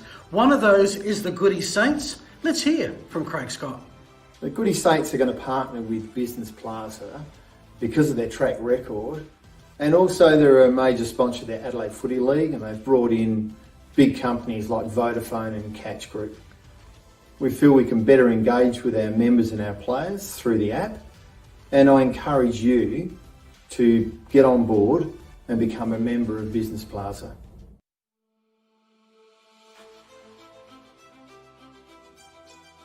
Hi guys, we're joined by Anthony Watkins from the Seabock Football Club, and I've shortened that a little bit because Christian Brothers College Old Collegians is a little bit of a mouthful. So welcome along, Anthony, and mate, how long have you been the captain of your club? Yeah, well, thanks for having me, firstly, Tony. So it'll be my 5th year this year. 5 years, Yeah. Fantastic. So a fair bit of experience there, and Yeah. Your leadership group, do you have an expanded leadership group down there, or just captain, vice captain, deputy vice captain? So the last couple of years, we've had just the captain, vice captain, deputy vice captain. And I'm not actually sure if that's going to continue this year, but I'd assume so. Yeah. What style of captain are you on game day? So we've got autocratic or democratic. Autocratic can be, lead by example, clearly defined. Democratic is, come on boys, how are we going to go about it, and so on. How would you describe it? I would probably say autocratic. Okay, good. It sounds a bit negative, a bit too full on, but I think just leading by example and clearly defining the way we want to play and the way we want to train and act off the field as well is sort of like how I like to go about it. I think the coach Paul Sherwood is a really great guy, and he's probably a bit more democratic. So yes. It's sort of a good mix with him as the coach and me as the captain. I think really enjoyed working with Paul out at Westminster, so it's been great. No, I don't mind that because you can straighten them up just if they're not real sure, straighten them up and get things going, and that can sometimes turn a game. So interesting answer there. But what do you think the players will be saying about your leadership? I really would like to be remembered by the value of inclusivity. I think Fantastic. that probably is the most important thing for me, Yep. and I know it can be quite daunting coming out to a club, playing a sport you're not entirely familiar with. I know that was the case for me, but I was made to feel so welcome by all the girls, and particularly by having the bath and going to the bath on a Saturday night. That was very enjoyable. And I just, it really enhanced the whole team spirit. So Fantastic. I'd like to pass it on. Yep. And I think, that point about inclusivity is really important because I know when we first started, a lot of girls came out and there was no pressure because we were all new. And I guess I just hope that as the years go on and we are in Div 1 and we are actually getting really, our skills are improving so much. I still want it to be the type of culture that if you've never played footy before, you shouldn't be shy to come in. And that's still happening because there are still girls this year even joining up into Div 1 who haven't played before. So I guess, the fact that there's a part to play for everyone, and also the fact that being a leader in the team still makes you just as much a part of the team as anyone else and not above anyone, just kind of a role model, an enthusiastic role model. Yep, that is fantastic. That's about being linear and we can all have a say and help and share and everything, because off the ground one club as well. So fantastic, girls. Well, I wish you all the best for the season ahead. Thanks for coming in. Thanks for having us. Thank you. So Brody, what position do you play and how does that affect your on-field communication? I play midfield most of the time, so midfield swapping forward, because as a midfielder, you know you're running up and down the ground, so it makes it pretty easy to get the communication across because you're getting into each area of the ground, so you can talk to everyone. A bit like the everywhere stage. man. It's pretty handy being in the midfield, and then as you said, you float up forward and you can always yell out to the back line, they can hear you, but the forwards are right there. Clear out, give me my space, let me work the 50 boys. Maybe not me, I'm a bit too short for that. All right, this is an interesting one. Who would you like to room with on the footy trip and why? It's pretty easy for me, I think. Tommy Dunn's pretty good fun on footy trips, so... Okay. And a good mate of mine. We've had some good fun over the years. So, Tommy Dunn. All right, so a little bit of history there. Yeah. What is your Saturday morning pre-game breakfast? Yeah, I don't steer away from the old poached eggs. Poached eggs? Yeah, Oh, poached nice eggs. and healthy. Sometimes throw a bit of avocado in there. You know. Oh, I love it. Yeah. Just love that on toast, and that's what I get away with. He's got a good rig on him too. Very healthy, ladies and gentlemen. And what is your Saturday pre-game meal and or drink? So I'm one who tends to try out the club barbecue. So wherever I head, there's a first. Not too fussed about meals coming back up or anything like that. I'm sort of pretty relaxed character. So pretty cool, mate. I like that. Yeah, whatever's going. There's a couple of good barbecues going around. Shout out to Hope Valley and Walkerville. Yes. A couple of good ones back in the day. Well, I think we're actually going to do a segment on the meals at the clubs and get around. So I reckon Golden Grove might be one of the ones that we'll be getting to. That sounds fantastic. Now, a bit about your legacy. How would you like your leadership and your captaincy to be remembered by the players down the track? Just someone that tried to get around everyone, try to get the community as a whole and the club together. Like they talk about clubs win premierships, and that's the whole way through, sort of a thing. But you got to be able to work between the A's, the B's, and the C's and the 18s, and try to get everyone involved. We're all out there to have a bit of fun. But also someone that just loved the game and loved to get around everybody and played as hard as he could. Do you have an expanded leadership group? Yeah, we have about 6 people in the leadership group. A few Yep. deputies and Big Rig as captain, and Yeah. a couple others to help make decisions. So you spread around the ground a fair bit on game day? Yeah, Yep. all around the ground. What position do you play, Kari? Mostly in the back line, but swapping in the midfield a bit. Yeah, so it's important. Not a lot of the leadership guys have said that. They're in the midfield, they like to get up forward. We've got a guy here that likes to be down back, and you can lead from down the back. When you get into midfield, do you sneak up forward every now and then? Oh, try to. You want to always get a goal. I've seen you've got a beautiful leg on your mate, and why not? If you get within 60 or 70, have a look at them, and you never know what could happen then. So, very good, mate.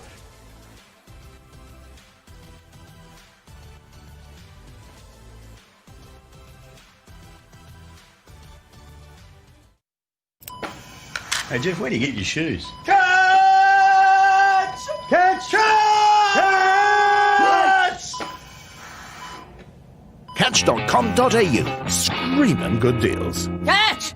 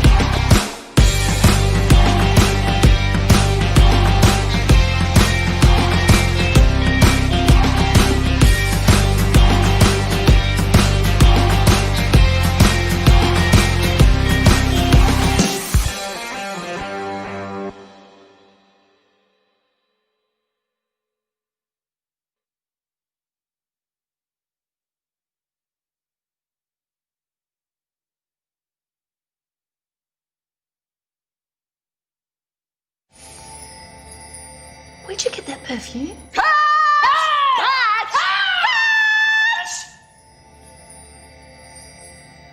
Catch.com.au. Screaming good deals. Catch! What's that? And welcome back, everyone. It's half time in the OCR Division 1, and have a look at some of these scores going around the traps at the moment. Yeah, at the Taj Mahal Campbelltown Oval, it is Ross Trevor Old Collegians going for 2-0 start. They lead only Mercedes by 21 points.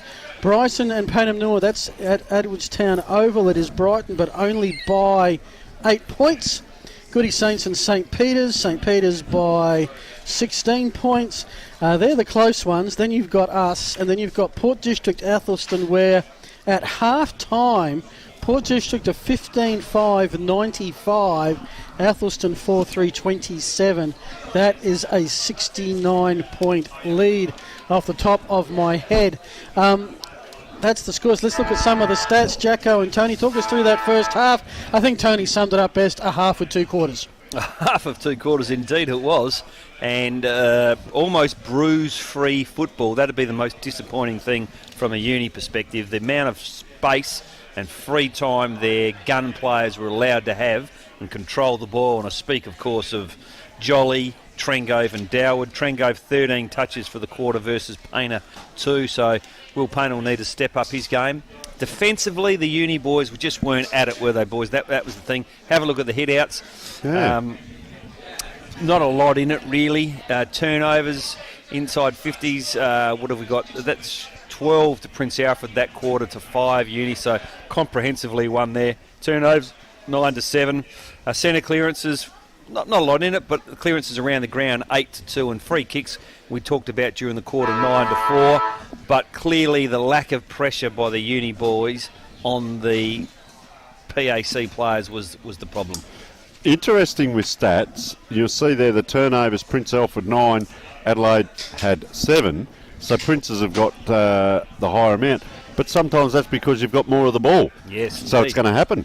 So the same with the tackles. So anyway, we're coming back to the centre bounce here, and let's just see whether Adelaide Uni can ignite and get something going in the second half. And so players manning up at the moment. Yes, all around the ground. We hope that continues. We've got 6 on 6 from both ends of the ground.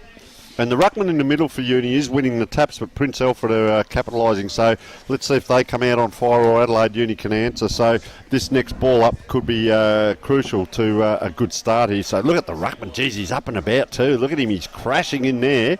Uni just shepherding the ball. Well done there. And palms it out towards umpire. Got in the way there, the Uni player, but around on the left foot now. So Princes go forward through Ollie Clark. He's had a good game. Haven't minded him at times. He has outside. Changed a couple of positional changes, boys. Ben Edwards has come up the centre half forward, which means Will Dowwood is now going to have an opponent, and he's picking up Ben Edwards. So it'll be interesting to see how that duel works out. Speaking of Will Dowwood, he's got the first win on that degree. The ball's going to be balled up by Frankie Manicus. As I said, 5 goals in an A-grade game for Flinders Park when he was a Jet. Throws the ball up. Pitt knocks it beautifully to Trengove, who gets a free kick for being held from Mitchie Olakans. And Trengove on the wing liked his game, Phil. Indeed, it was 13 touches or something for that second quarter. That's his usual stat. He was averaging something like 32. He was the leading possession getter in the Sandford last year. And also, you think, he's an outside player, gets a lot of the hand passes, but he was also the Sandford leader in contested possession as well last year. And, in the old boots back then? Yeah, I'm not sure. He certainly stood out. So what happened there, he was about to kick and Ryan Tromans came in to shepherd on the mark. The umpire reset it up again. So here we see Princes not quite around the outside, just into the middle of the ground. And, geez, Perryman, Sean, it's almost like training. They look so relaxed, Prince Alfred. I know they're not. They're under a little bit of pressure. But see, just like that, break a tackle, he's put the hands to the head. He knew that didn't come off the boot well, but just so relaxed. Lack of pressure on the ball carrier. I don't want to labour the point, boys, but everybody knows that PAC are a very highly skilled side. And if you allow them, they've been like this for 4 years, if you allow them to set the play up from the back half, they've got beautiful kicks to the ball. They've got Adam Perryman, they've got Jolly, they've got Trengove, they've had Tommy Bartlett back there. you allow those blokes to set the play up without any pressure like Perryman was able to do then, and you get what you're getting. So they need to get one-on-one in the front half, Adelaide Uni, and start putting some genuine pressure on Phil. Alrighty, well, Uni have it momentarily, and they a good thump from behind there by Princes, but we've got 2 footy games in this camera screen there at the moment. Hopefully they've got different sirens, or it's going to get very confusing later on. Half-forward flank for the men in black. Langridge, who was busy early, thinks he's got a free. Umpire says, no. It's going the other way. Perryman. And Perryman's got it. So again, we're going to see the east-west switch side. We're going to see the kick missed. Uni, there's no one within Kui. There's no one in your camera screen except the Magpie, and he's not going to lay that tackle. And in the end, it's a beautiful transition. And Tony, Princes are away, courtesy of Tom Fisher. Yeah, Pritchard to Fisher, and just got a little bit close to the man on the mark and tried to be a bit finicky over the top. Didn't quite work. Delwood in hard there, putting the pressure on. Look away handball. Had a player free out here, couldn't hit the target. It's bombling around on the wing and just going out of bounds there. So let's just see if they can set up the ruckman now, who I said started so well. Have a look at Parsons. He's just getting into that contest now. He's pointing to the right, to his right, which is your left of screen. Player behind if he wants him. Can't get it there. Puts it where he pointed. 2-3 handball. We saw a bit of that in the first quarter from him. Nice kick inside 50 now. Oh, taken high there. Umpire's going to pick it too. And Langridge is not happy again. Ryan Troman switches the play, finds Craig Pitt on the far side. Now this is the area of weakness, boys. They've got to tighten up here, Uni. And they don't. They allow Jolly free access at the ball. How does that keep happening, guys? Jolly, he's not the best runner in the world, but gee, he just keeps finding space. I'm not sure how it happens. Trengove kicks the ball long, send it up with Lockie McNamara. He's gone to the half-forward flank, and once again, boys, it's bruise-free footy. It's travelled from one end to the other without a contest. Have a look at that, and just intercepted there by Ben Adams, which was well done. So now, Uni have it. Oh, nice. Oh, what a beautiful juke there by, I think that was Hamish Wallace. His kick, though, well, couldn't quite get there. We got that's Wellington. Back to Strange. They got a bit of space. This is Langridge not giving away a free kick on this occasion. Edwards. Can they get him to Langridge? Here's some work rate from Langridge. Got to get past his opponent in Sumner, which he does. He's inside 50. Will he have the shot himself? He does. And misses absolutely everything. And I tell you what, that handball that came back to him then, Phil, he really had to work the hamstrings to get to that. He put the jukes out and just reached for it. And then he had nothing left for the kick. Tony. So free kick now coming back. I tell you what, we've called him a fair bit now, starting to really open up Perryman. Nice kick into Jolly. I tell you what, they're just about waxing, but there's no one near him. He must pong or something. I don't know what it is, but he must what? He must smell, mate. Great work rate. Trengove just sprints sideways. Now, just have a look. They're setting up around this side of the ground as well. Trengove hasn't had a look in, so it doesn't need to. Have a look at the space on this guy. That's the next kick in line. I reckon Langridge is his opponent. That's the closest guy to him. And so Jolly's back here if he wants him. Still setting up. They don't need to. They could do a coast-to-coast here. Look at the players out this side of the ground. They've still got 2 or 3 players running in a line. Doesn't need to. Shortcut it, go wide to the fat side. That was a great kick too, I reckon. Now Prince Alfred have got... Oh, he's going to play on here, is he? Charlton? No, he'll go back and set this up. He's 35-40 out, lining up for his... what's he after? The fourth goal? 3 in the first 5 minutes of the second quarter. He's lined up for his fourth. But, guys, I don't want to keep harping on it, but this is bruise-free football. There's space in front of him if you wanted to lead into it as well. Have a look. I reckon Big Benny would be happy if they Uni get... He's just missed that. I reckon Benny would be happy if Uni boys gave away a few free kicks from Scraggin, or holding on, or grabbing a Guernsey, or doing something. But at the moment, it's run along football. What was the free kick? The free kick count at half-time struck me as being a little bit on the low side, which is what you see in the bruise-free footy as it comes out to Adams. And I found out the opponent for Jolly, to the best that I can work out, is Langridge. But Langridge is their loose guy, and Jolly is their loose guy. And unfortunately, as much as Langridge was okay in the first quarter, Jolly has been devastating in the second. Uni with the kick, it's gone across the T-saucer. Here's your coach, Craig Pitt, picks it up, and we're going to go round and round again. Look at Jolly in the middle of the ground, boys. There's no one within Kui. He's happy to direct. He'll just saunter up into clear space. You can see Angle Vale and the Adelaide Uni women's blacks are underway on the Fred Block Oval. 25-metre penalty, and I think they've all been against Uni. There's been about 4 of them. Well, that kick, though, with the penalty overcooked, and Tony Uni again a chance to repel. Yes, and they went on that 45-degree diagonal that way and came back diagonally this way. Uni just possession football. This might be the key. Just hold on to a little bit of tempo, and I'll tell you what, number 28 there is the full forward, Ben Edwards is on the half-back flank leading for that ball. Player just dropped the chest mark. He's gone back after it. Good on him, but let Prince Alfred go in first to the ball. Umpire's going to play holding the ball here. They hung off that Uni and just waited. So quick handball out, puts a player under pressure. Edwards' chance here. Just a bomb. He's done a tower of work because he was on the half-back flank a moment ago. Yeah, he's done it exceptionally well. He's unlucky not to get a free kick, but a mark's been taken on the full forward line, which... Wellington, big Harry Wellington. This will take a fair bit of pressure off. It's been a long time, boys, since Adelaide Uni scored. Halfway through the first quarter, and we're now 8 minutes into the third. Wellington lines up, looks okay off the boot, and goes through on a much relieved goal. And then he goes and remonstrates with number 32, which is Tommy Sumner. Not sure you'd be worried about that sort of stuff when you're 8 goals down. Yes, I have to say, save that for when you're 8 goals up. Yep. 8-minute mark of the third quarter. I reckon that's almost a whole half of footy that Adelaide Uni have gone goalless. Can't quite remember when they scored the first, but it was around about that time of the first quarter. So, does that spark something, or is it just a one-off? Let's find out. We're back in the middle. 9 minutes gone. Margin... 35 points, and what has turned out to be a beautiful sunlit day. We thought there'd be lots of rain. Haven't seen a drop in this game. Jolly the clearance. Bouncing ball at forward 50. Plenty of black there. Carson Clark gets it across, and this is Connor Noonan, who's in the hospital pocket, the women's and children's hospital pocket. Almost delivers the hospital pass to Hamish Wallace. He goes back in ball. They're trying to get something structured here, the Blacks. This is to Lewis Parker. Goes across field. They're creating an open man. They've got him and they're off. This is strange. Waste no time with the kick to open space. That player lost his footing. Will it sit? Yes, it does. Ollie Khan's on the edge of 50. Nice 360 spin move. And has missed absolutely everything. So occasionally, Uni with some nice movement, but they are spreading him to the left side of those goals. Tony. And what happened there, he did have to stop and prop, turned around. Yeah. He lost what we call momentum. He might have been better just backing himself in, running straight forward and having a look at him. So Delwood it is. So Prince's, there's a big pack on that far side. I reckon he's going to go down there. He's allowed to play on, so gains an extra 10. And look at that kick. That's a raking kick over the top. Up and down went Uni.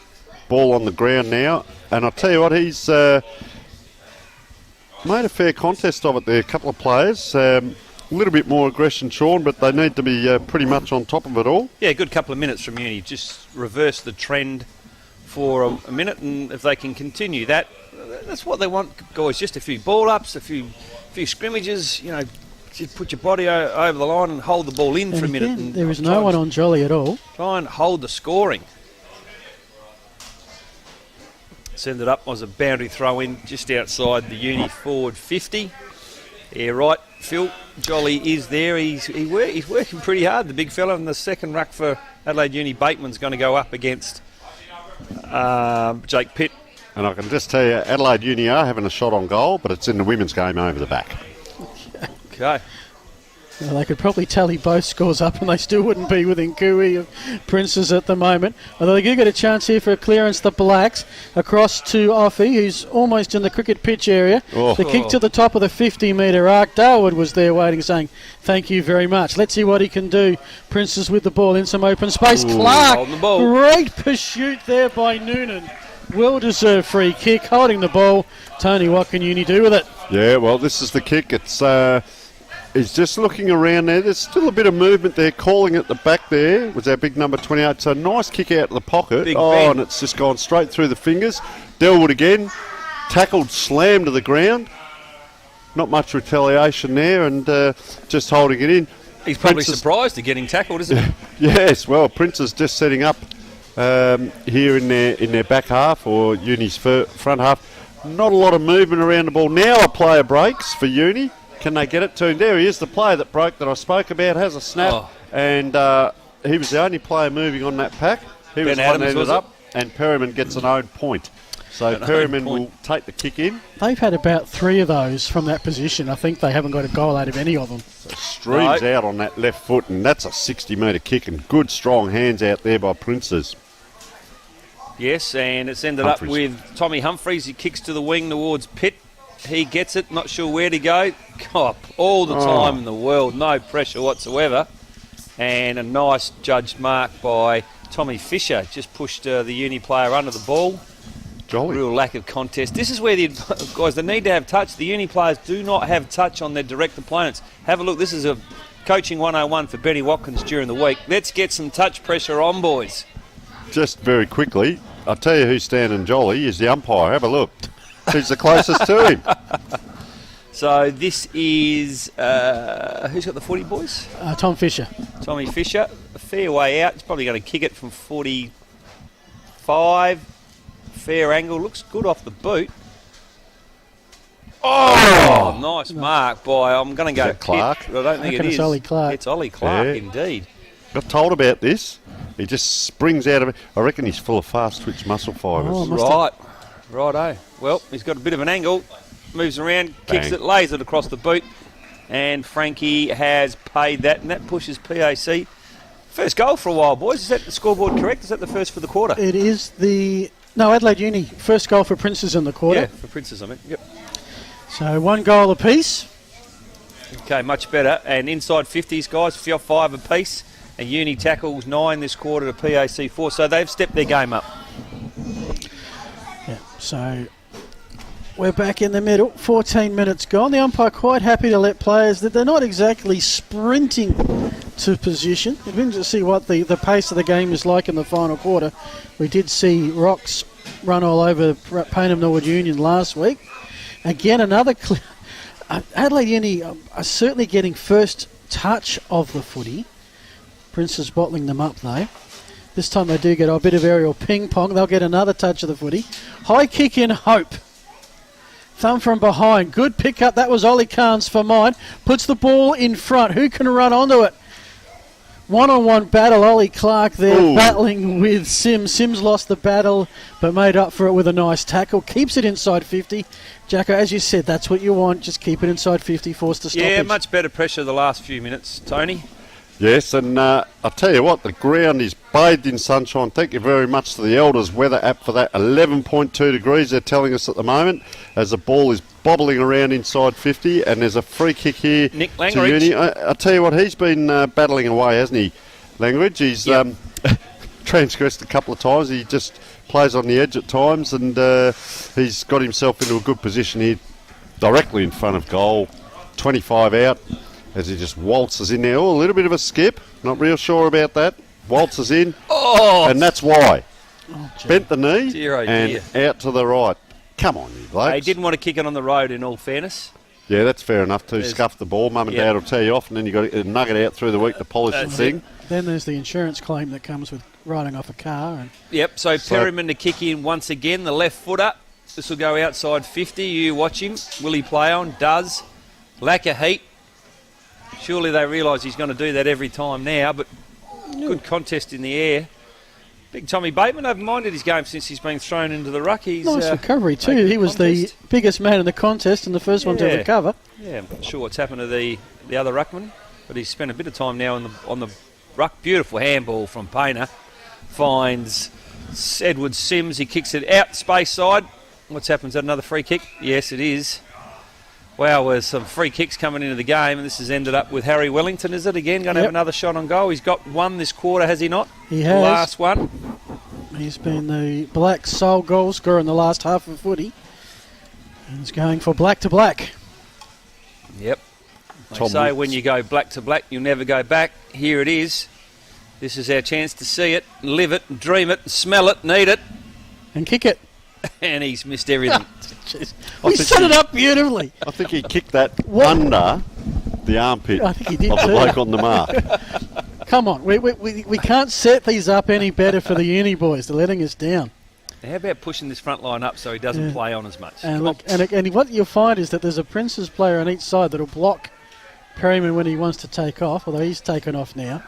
It's pretty predictable. He's going to go long each time. Kicks out to big pack there. 2 talls. Delwood it is. I'll tell you what, he's been tackled twice this quarter, Sean. They're about 8 tackles behind Adelaide Uni at the moment. So let's just see around this ball up. There's about 5 Adelaide Uni blokes on the back of the pack, back where he hit that there. They set this up. This way, that way. It's this panic kick in that goes to grass. So take it first time he does. Oh, could have been taken high there as he slipped. They've gone backwards to go forward. Under pressure. Doesn't quite make a tumbling punt forward. Oh, Pete! The flying Hawaiian. He tried the Wells karate kick. Jeez, I reckon that was Jimmy Snooker, the wrestler there. And, out it comes out. Now, they're away here, Princes. One kick. He's kicked into the man on the mark. So, ball just bobbling around. Well recovered there, and that was Craig Pitt. He goes forward. Now they're into space because the midfield can't keep up. Larson it is. Runs in. Within 2-3 kicks, bang, easy goal. That's how you do it, folks. Bartlett. It's almost enough to give you the pits, isn't it? That's how I reckon who started it. So, hey, wow. Been waiting for that one all kicks. day. Yeah, look, that was great coast-to-coast movement. They set up the loose play, and most of all, and this is the thing, when we almost saw the microcosm of the match in that last 2 minutes. I'm using big words today. We're at Uni over. We can do that. Uni have had their shots and have missed. Prince Alfred, they get the space, they get the opportunity, they put through a 6-pointer. Well, 2 goals, 9 tells the story, Phil, doesn't it? To 10-4. Yep, so 11 to 15 scoring shots. Not all been about scoring shots, as we know. It's about momentum.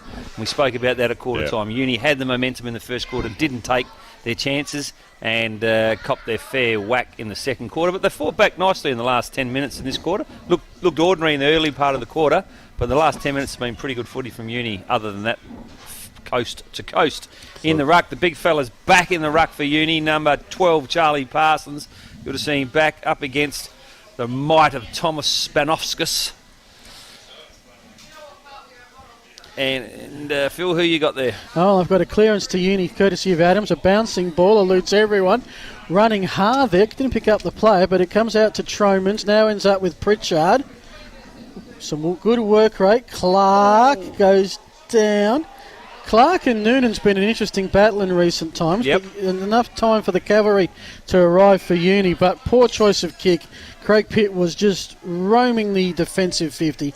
He's got a chance to swap sides. Let's see, Tony, what Princess can create from here. Well, 3 Buffalo girls go round the outside, round the outside, round the outside, and that's exactly what Prince Alfred are doing there. Out it goes to the wing. You like that one, Sean? Every now and then we get a laugh. Yes. So Prince Alfred have got it. They're very good with these pinpoint kicks. Guess who, Jolly? I reckon he's just close to BOG. Trots away. Close to BOG. Trots away. Have a look at that for a kick. Just trots away. No pressure. And they're going to have a shot from 30 out. And I'll tell you what, I could hardly keep up with that. Telling me little joke down on the back line. And look, they're in front of goal now. Now, who's this, Tom? Who's this? Mitch Wicks, is it? Who's got it? We're waiting for him to turn around. It looks like a Wicks. The trick with this, Tony, is you keep talking until they turn around. Candle Wicks. Like you knew all the time. Yep. And I think these are the ones we're getting the 3 bottles of wine from, isn't it, Sean? Correct. So, Wicks it is. 3 bottles. I like the idea of that. I would expect a bottle of Mitch and Tom during the week. They go back a long way from the man on the mark, so he's just wandering in, walking in, setting it up here, and he's running in straight. So let's just see what happens here. You like that? He's actually walking in straight. He's looking at the guy in the jacket behind the goals. That's a long way. I don't think he'll kick it. There you go, Sean. That's what happens when you walk, run, jog in straight. And Princes have done that twice, just that end to end. Yep, and that's his second. That's 2, and you've certainly outsourced your 45 seconds for 2 goals for the Candle, and he is proving a bit of a handful. But there could be a bottle of wine in it. Well, I'm happy to give up my 45 seconds if I get some red wine. A lover of the Mitch and Tom. Ball's going back into the centre with umpire Frankie Manicus and Jolly into the centre. I want to find out who his direct opponent is. Who do you think it is, Phil? Well, I thought it was Langridge, but he's actually on someone else at the moment. So there's a loose Uni player in defence. In fact, there's at centre half. Oh, who knows? There he is. Got a hand to it, Jolly there, and roll as a sweeper. I'll tell you who's standing him. He's the umpire. I told you that before. He's the captain coach. Doesn't quite finish. Langridge ends up with it. Should have given it out the back. Decides to bomb it around the corner. Not great play there. Nick just hadn't had you can't fault his work rate. His work rate's been exceptional, but a few times I think he might have selected a better option. Who's this with the ball? This is your man, Phil, is it? Cam Pritchard. Cam Pritchard. Spent a bit of time playing in the country. He's back now at PAC. Goes long down the line. Oh, wow-wee. Jake Pett. Wow. There's been less takeoffs at Adelaide Airport this week. Yeah, Charlie Parsons said, you've definitely given me the pitch there. Handball's away. Yeah, legal Nice shepherd. kick. Nice kick. Connor Noonan gets the ear massage as well. Just the illegal shepherd there. And a bad timing too, because Tully Kennett had the ball in his first game for the club. Tully Wearing from 82. Wearing 82, correct. I haven't caught a number 82 since doing some gridiron games. Right. Because they got Well, to 99 speaking of there. calling, away you go, Phil. Alrighty, well the ball is on the half-forward flank. Throw. And umpire put the whistle away on that one. Mitch Weeks tries to move it forward. And eventually it's Hayden Jolly with the soccer, even off the ground, full of skills to a man, to Ollie Clark. As easy as that. Princes have their 12th. Clark has his second. Thank you, Tony. That's how it's done. And at the 23-minute mark, it is now a, what do we got? 55-point margin. And what do we have? I'm going back to our tips before. It was Sean Correct. who tipped Princes by 42. You're in the front seat, and I'm looking like I might be contributing something next week. The way this tipping's going, boys, I'm going to end up 50 stone by the end of the year. It'd be nice just to put my hand in my pocket once. But Tony, lead us from the centre bounce, mate. Well, I'll tell you what, Jolly, he once again, I'm not sure whether the coaches are looking at this or not, but have a look at him. He's on his own. The uni guy is behind him. They actually win the tap, see? Uni win the tap, so why do you put that bloke back? And guess who gets it? Jolly. Why? What are you doing out there? Read it. Go and stand him. Put him under pressure. It's like a soccer game where you're at where the he is centre now. circle and you have to be on either side of the halfway line. And he's on his own on the half-forward line here. If they get this, which they may well do, here they go.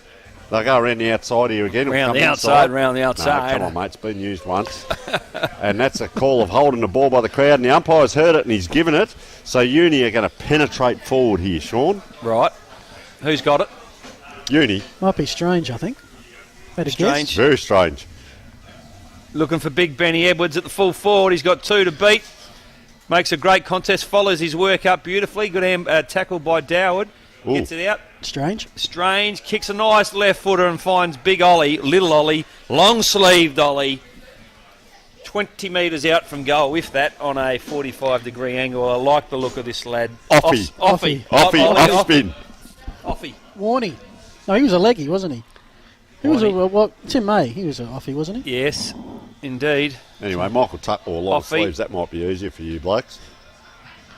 And he has nailed that goal, and that puts Uni to 3 goals 9, chasing Prince Alfred, who are on 12 goals 4. Interestingly enough, 3 and 9 makes 12, and PAC got 12 goals. Really means nothing, Phil. It means not much, except can you believe all of 4 of Prince Alfred's behinds were in the first quarter? They have kicked 12 straight goals. I think they've missed a couple out on the full, which always sort of is hidden in the stats. Yep.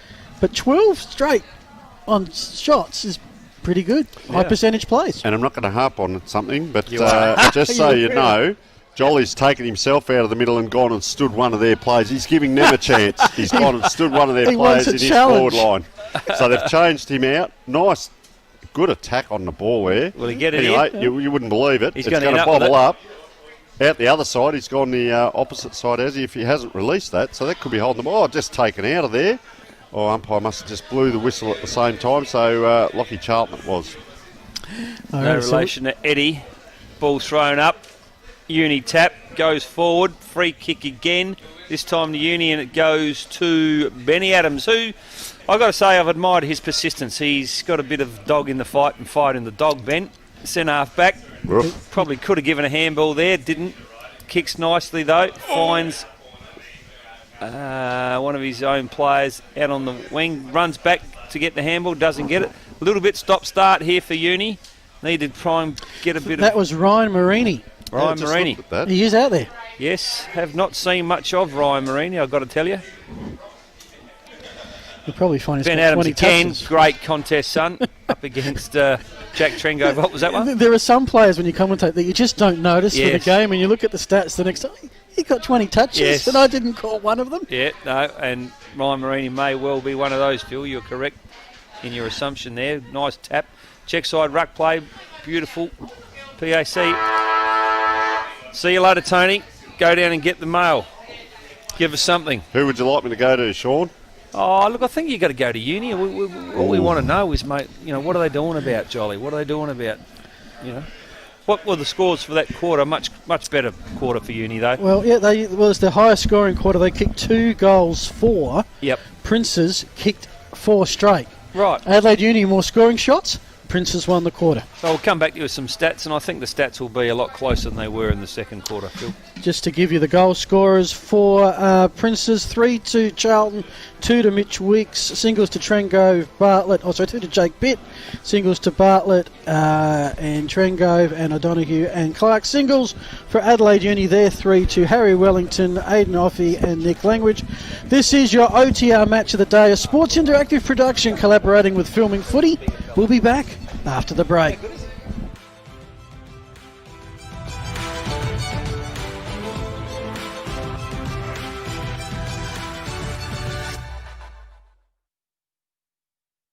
One of our great supporters. Here in Adelaide Footy, they do great work helping clubs raise money. One of those is the Goody Saints. Let's hear from Craig Scott. The Goody Saints are going to partner with Business Plaza because of their track. One of our great supporters here in the Adelaide Footy League this year is Business Plaza. They do great work helping clubs raise much needed funds. One of those is the Goody Saints. Let's hear from Craig Scott. The Goody Saints are going to partner with Business Plaza because of their track record, and also they're a major sponsor of the Adelaide Footy League, and they've brought in big companies like Vodafone and Catch Group. We feel we can better engage with our members and our players through the app, and I encourage you to get on board and become a member of Business Plaza. Where did you get that bag?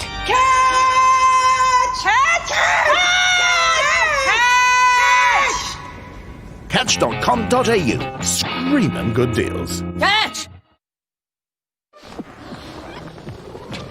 With an interest rate this low, your home loan will want to fix itself. Get a better fixed rate home loan from Police Credit Union. Call, visit a branch or apply online.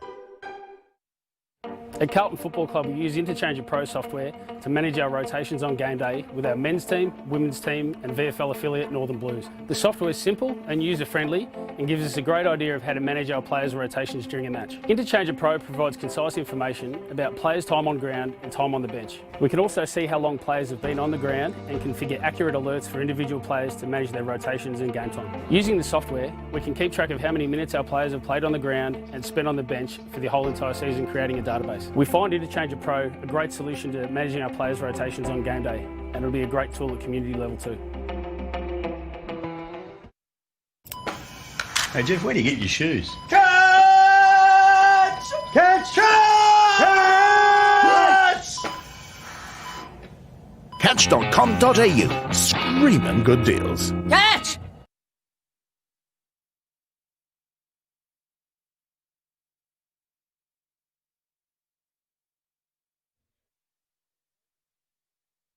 Should have that. And welcome back. You can see there some stats all in favour of the Redmen. Jacko, you're a man, a numbers guru, doctorate of mathematics. What have you got there? What I've got is some interesting stats that allude to the fact that Uni much improved effort that quarter. The tackles, that was the big rise that quarter. Uni 16 tackles to PAC 10. Inside 50s, Uni 11, PAC 9, so more of the ball inside 50. Clearances 8 to PAC 4. So big turnaround. Only the first 5 minutes of the third quarter looked like, oh no, here we go again. But after that, it was a much improved effort, and if it wasn't for the fact they didn't kick as straight as PAC, they probably could have and would have and should have won the quarter, and then we would be sitting here saying they've won 2 quarters out of 3. Just having a look at how many are coming off the bench. It is 3 for the Red Men. So Jolly maybe, being one of them. Maybe they're down one player. Jolly's been told to ice up and not in his bourbon. I think Ben Tippett's joining us next week to do some boundary riding with us. At the moment, co-caller Tony Neal is down there. He's said his piece at the Adelaide Junior Huddle. We'll see what he comes back with. Got a chance to have a few words, Tony. The frustrated coach in him. I can count 4 players coming off for Adelaide Uni, so I think they're at full strength. So we saw last week, of course, both teams lost a couple. There's Tony Neal. So most of the scoring being done at the, northern end. Cathedral end? Where's the cathedral? This way. The cathedral it's the hospital cathedral pocket. Righto. We're on the Adelaide Oval wing. Out there is the zoo wing, and the Torrens end is to the right of screen. To the north is pretty much the North Adelaide end, I guess. So what we don't want is a repeat of what happened in the second quarter. Bruise-free footy. We want a much improved effort from Uni this quarter as the ruckman gets set to go. Umpire throws the ball up, and the big men do battle once again. It's PAC who get first hands on the ball and unfortunately holding the ball. And Wellington, Nicholas Cottrell kicks the ball out. Keep it alive here, Uni. They're going to do it well with a set of hands. Ends up with Charlton, who of course kicked 3 goals in 5 minutes. He's running off defence. This, I think, is Noonan, who did everything right until it came to the kick, and Charlton got on the way. Now they're moving it through the middle towards the coach in pit. That's not quite how you take the mark at forward 50, but in the end it's going to be a stoppage. Bartlett the last at the bottom of the pack. So, no score thus far. Tony, you've been down in the huddles. What'd you find out? Yeah, I actually went to the Uni one, just as we see Prince's coming forward here. I'll just see what happens. Trengove after it. Just tagging that player. Doesn't let go of him, does he? Just sticks to him. Free, though. Yeah, in the back. So, Uni coach, courage, work hard. Stoppages, they want a low surge. I'd like to know what that means. Not a high surge, but a low surge. If you're getting in towards the 50s, just launch it, because they've still had 16 to 12 shots. Uni have had 12. And he wants the forwards to move up the ground and put a contest in. He doesn't want Prince Alfred just taking marks uncontested up the ground. Good. So move up and go back. Good. And very upbeat. Spoke very well. Yep, we'd like to see a contested game this quarter, much like we got last quarter. Nice chip into the centre here. It's going to be a difficult mark for a handball out there would have been nice onto Connor Noonan, who's impressed at times today. What he was trying there, Connor. Maybe bend down and pick up the ball, son. Edwards taking over the boundary. Great pressure by Will Doward, wasn't it? He was the one who affected the first tackle and got down and made the second one. He just bounced off once. Who's next? Yeah, good effort for a bloke who's probably 30-something years of age and 6'6", 6'8" he might be. And still running strong. Throw in. Out of thin air, boy! He's lost his pants. Oh, Cottrell. He got ducked and score. Not a good result if you're a Blacks fan, as that goes out now to the Fred Block pocket. Good tackle. And in the end, umpire circling and says Uni free. Here's a chance. Let's see if they can get the first goal, Tony, of this final quarter. Well, just looking at that tackle as the ball comes in, maybe that was the low surge that he was alluding to. So we've got biting and low surge. Yep. Yeah, so anyway. Technology. Terminology even. He's probably on 50, this player, and this is... 50,000? Ollie Carnes. Ollikins. Mitch Ollie Carnes. Maris, sorry. Yes, so he's outside 50, ambitious. No wind, thanks to Elders weather app. Beautiful, 11.2 degrees. He's just popped that up inside. Player led, or could be taken in the back, and we'll see. Edwards. He kicked 7 last week, wasn't it, Sean? This is, yes. It's not 28, it's 82. Oh, no, it is. Sorry, my apologies. Here's Edwards. It is if you're looking at the negative. Yep. Anyway, it's been a while seeing between kicks for Benny. He started the game with a shot on goal, but I don't think he's kicked one today. Do they have a medal for the leading goal scorer in the Div 1? The Drew Litster medal? Not sure, to be honest with you, Phil. I'll get back to you on that. But Benny Edwards lining up. And I'll tell you what, a little bit of pressure here, because Jolly, look, will just look out the right here. He's in the interchange. That's why Uni are having a shot. Very deliberate kick, and one of the best points seen on Adelaide Uni Oval, I'd suggest, as the electronic scoreboard ticks over to 28 points at the 3-minute 50-second mark. Park 12, quarter. Perryman, he's got... Oh! You don't get to see that too often off the boot of Perryman. He's turned the ball over. Nice intercept mark. And this Edwards got a chance to make a 7-point play, Phil. He has indeed. And it's like he deliberately missed the foul shot to get the ball back. And I tell you, Sean, you can get in on Monday and get that ingrown toenail seen there, mate. That's a yelp and a half, isn't it? Righto, Phil, call us through it. This could well be the highlight of the day for you. They've got the intercept, but they haven't converted all day until now. Uni have their fourth. They go to 4 goals, 10, that's 34. Princes, their 12 goals, 4, that is 76. 4 minutes in, and yes, the first goal of the final quarter has gone to the Blacks. Hayden Jolly, yet to come on the ground this quarter. Looked like he was shut up shop for the quarter. He just wants to be close to the boundary to get his beanie. He's having a kick around with the kids with the little round ball there. So now the other thing that Adelaide Uni coach said was, in these ball ups, just hit the ball forward and leave that space open and run onto it. So maybe that was why Jolly was on his own back there. So they've set up this way again. It's almost a mirror image of each other. If they win it here, Uni, it's going to go to no one. Just 0-0 there in the middle. Just about a chuck out. Trying to soccer it forward was the big ruckman for Prince Alfred. So well mopped up there. Painter, and nice that was kick. Painter. Yep, and looks like Wellington might have it now. It looks like a PAC player's gone down there just off the ball. I think he'll be okay. One of the Uni boys is helping him out, which is very nice. Clark, is it? Okay, we've got a ball. Troman, sorry. Troman's ball up. Anyway, hit forward, Uni. Unable to get hands on the ball. Ball bobs this way, that away, in true Tony style. But PAC have got it. Ball ends up with Connor Noonan, who's been quite impressive. Kicks the ball long. Langridge sits nicely, disciplined on the ground. Might end up with it here. Able to put a bit of pressure on, maybe. No, the PAC able to clear the ball away again, and well played. So PAC, the pass into open space, bounces nice for Spanner. He gets the hand pass out to the open wing. Chance for Charlie Parsons, the big man, to get in there. Hand pass lacked a little bit of oomph. He'll get it back. That one is much better than this occasion to Keynes. They're going back to go forwards here, Uni, as Marini gets another touch. Socked by Princes, straight to a teammate. Here's the important inside 50 kick, and it's a mark taken. Inbound, and it's a raffle for Pitt, who held... for Craig Pitt, who held his ground, could have taken the shot. He's got a further man closer who fell over the grass on that occasion. It's Offie who comes in, who hand passes it to himself.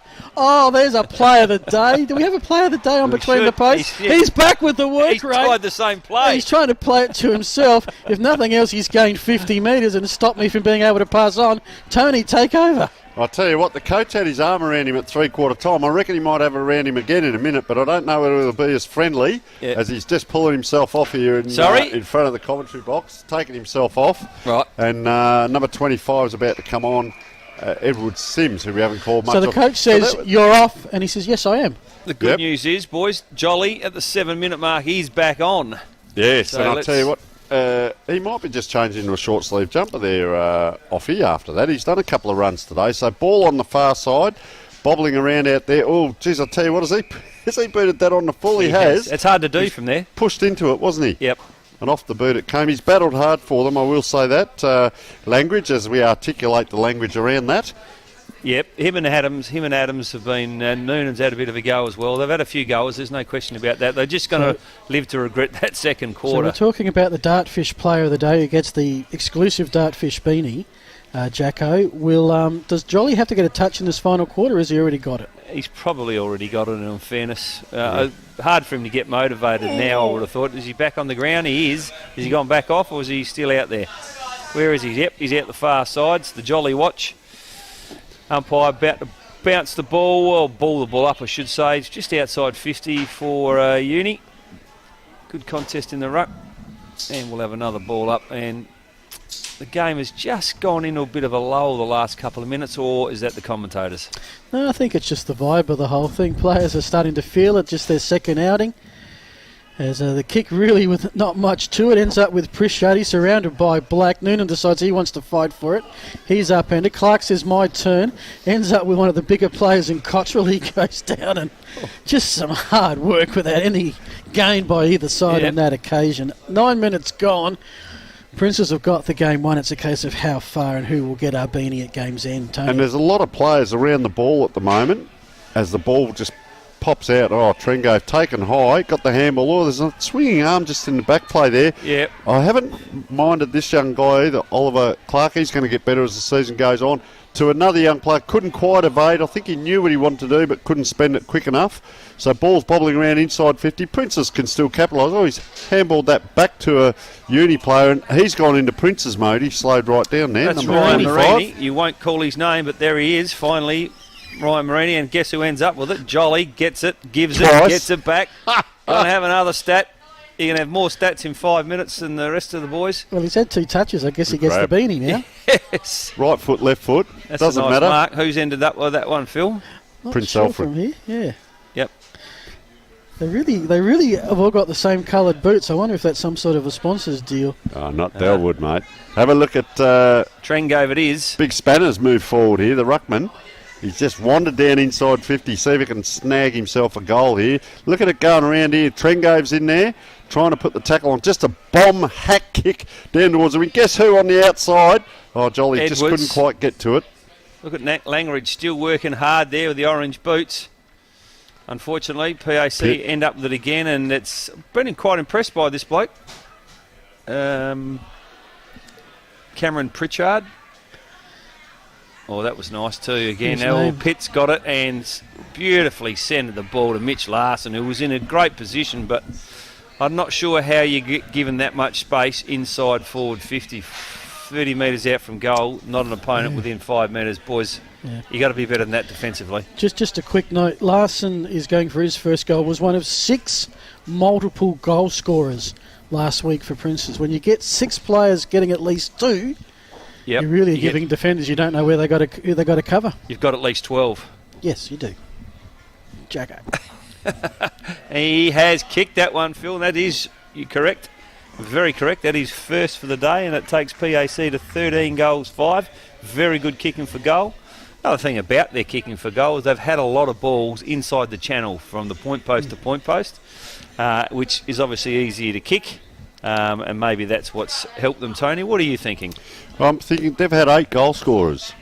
So it's a good even spread. The Charlton obviously has kicked the 3, but a good even spread. So ball in the middle again. So we see once again, last quarter now, Jolly's in there, but he's on the far side of the circle here. But the ruckman's facing him. Have a look. Yep. Facing him. Get it here. No, goes to the ground. So over the back, Uni just put a handball into trouble there. Down on the ground, the skill errors. Got a player running past. Language it is. Gets it across to Connor Noonan. I liked his run there. He didn't give up. Geez, that's a high ball. Getting close, though. Touched on the left. Popped that out of the air. The party tricks are on. And that's Ben Edwards' second goal. So either that or, Phil, you've ordered 2 Village pies, mate. Yep, no, as we're going through. That's his second goal. That's a great goal, that. Yeah, it's his second goal above his head, and got that one missed the first. I'll tell you what. What? Well, how can that be a goal in the first one? It wasn't. Attempt at goal. That could be one of our goals of the week. It should be. As we go through. That was That's right. very good off the pack. And Good chance to plug between the posts, usually out Wednesday night. Leandra does a great job making all the stuff we do make sense. I'm coming to you, Jacko. This is my special comment from Tony. And, of course, they include goals of the week, goals of the week and mark of the week. Mm-hmm. And I think you two are doing the judging this week as we go back to the play-by-play, and you're with 4-time premiership coach Sean Jacko Jackson. And the ball goes back to PAC. It's ended up with Pitt, the coach. He's kicked it long to Mitch Larson again. He makes good position. Wicks gets it out, keeps it alive. Bartlett, can he keep? The old man can't bend down and touch his toes anymore. He follows the ball up okay, and I'm not sure about that handball. Oh, look at that, mate.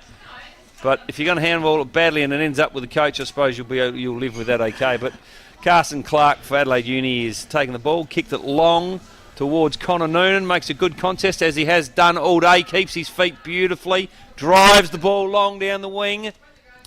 Just while that's can't keep it in. Bobbled out there, gentlemen. Now, maybe, I think it's Bartlett and myself, the only 2 people that know that. That player played on around the goalpost. You actually can't do that. That's a rule. No, that's right. It's in the rules. There's 3 of us now. Yep, alrighty. So it's a throw in. What do we got here? It's 40. It's interesting, without the totals, I've got to do 2 levels of maths in my head, and I've got to admit, boys, I'm not back into that level. Take the shoes off. It is 40 to 83. 40 to 83, thank you so much. That must be a 43-point margin. Ollie Carnes, who's been busy. Yeah, I busy think we'll this enjoy quarter. his time at Adelaide Uni. Nice kick, finds a target on 50. That's all you can ask. This is Edwards. Will he think about having a shot? Yes. Doesn't really have the body language to show. He's going to do the team thing. Spots up Langridge and has saved about 4 metres, and Langridge returns the favour. No, Ollie Carnes, I think. It's Ollie Carnes who's moved up, so... And all of that, they've gained about 5 metres, and it's the exact same angle, and well picked up, Jacko. It is Ollie Carnes. Was I'd like to see Ben Edwards have a crack at a couple of them. I can't give you any feedback on what his kick's like, because he's refused to kick any long ones today, hasn't he? When he's been on the 50, so perhaps he doesn't have a long kick. But this is a much improved effort by Ollie Carnes this quarter. He's been good, Maris, and he's on 45. Looks good off the boot, boys. That's a nice finish. Well finished. And You can see he's played at a higher level. Yeah, that takes Uni on to 6 goals 10, or 6 goals 10, making a much better fist of it after half time, aren't they? 3 goals in this quarter makes it their highest scoring quarter, Tony. And sometimes in the final quarter you see good teams really push on and gain that percentage, but Uni are hanging in there, and that gives them some hope as they move on next week. And just very quickly, next week they don't travel too far. They travel to it's Caterer Oval to take on St. Peter's, and good luck. Well, of course, as we said in the between the posts there the other day with the tips, it's Prince Alfred that have had to travel today, and they're doing very well as a travelling team. And I'll tell you what, Adelaide Uni, one of the things the coach said, keep the eyes up, look each other in the eyes and so on, and a couple of players said, let's win the quarter. And I'll tell you what, the way they're going, they may well do it. So I've liked this player too, Mitch Larson. He's strong, holds himself over the ball well. Trengove, 2 long handballs there. He's just going to put a player just out of bounds in front of the commentary. I'll tell you what, Sean, pretty good crowd here today as well, as we look around. Yeah, there is. I wish we would have had to listen to PAC at 3/4 time, because last week they led apparently against Goodwood Saints convincingly at 3/4 time. Ooh. And then put the cue back in the rack in the last quarter, and that would be the case again today at this stage. They kicked 5 goals nil to 2 goals 3 by Goody last quarter last week. Look at the bounce. PAC kicked 5. Oh. Yep, PAC kicked 5 without a miss. They kicked 16-5 last week.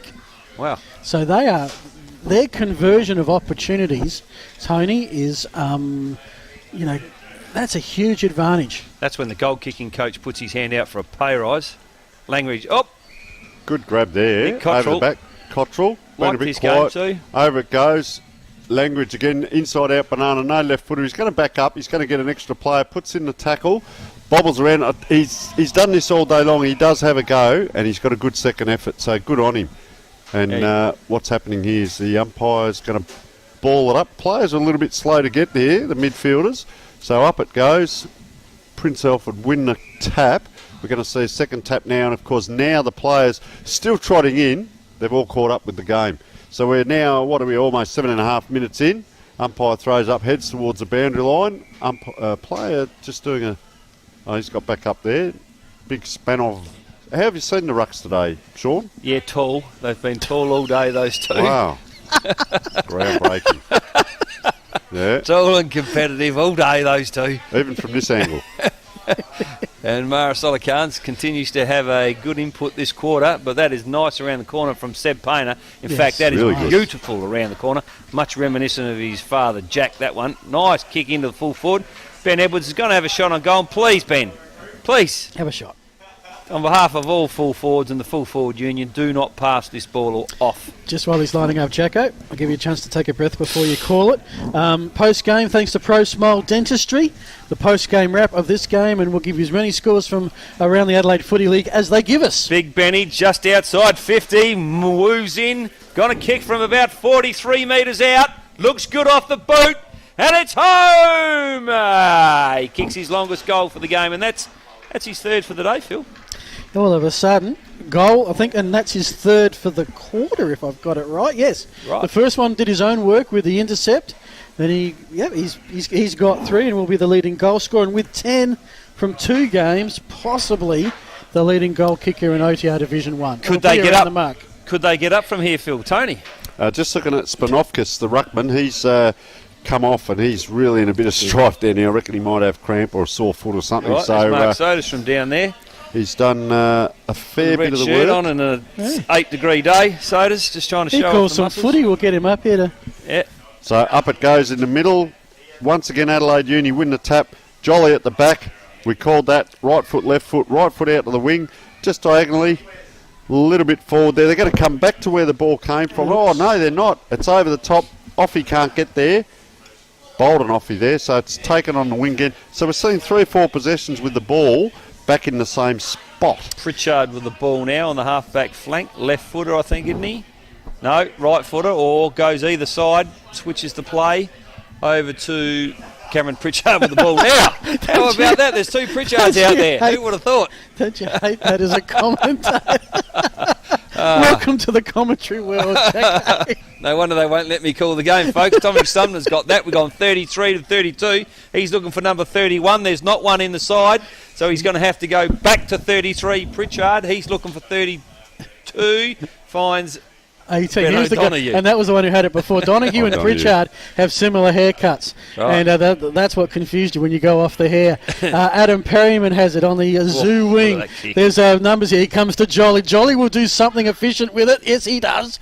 It's Mitch Weeks, too far out to score. Thought about going inboard, has a second thought. Now he goes with a short one inside 50, dobs it, and that's Ollie Clark who takes the mark. And he's saying, settle down, boys, I got this. That was a beautiful kick. He spot that. Yeah. He spot Clark in amongst 4 players. Was able to lodge it in him. That's a good kick. The quality of possession. Yep. I've got to make that a stat, a QOP. Yep. The way to kick it. And speaking of stats for the quarter, Uni 5 free kicks to PAC 2. Clearances Uni 7 to 5 as he makes his way into goal. Gone close to the man on mark. It'll be right there. I think that's got the journey though. I think it has. Heard a whistle from the umpire. Don't know why. Must have been a free kick. Doesn't matter. PAC stop Uni's run. Phil keeps giving me the 2 fingers. Don't know what that's about. That's his second for the game. Got it right. And probably stops any chance of Uni winning the game. a game-saving goal. From the wing.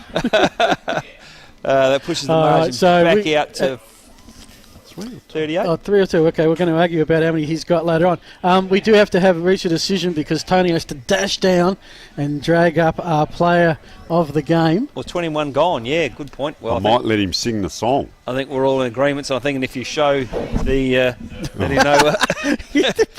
Don't put my Villies in as the prize pack. He'll be up here quick as a flash.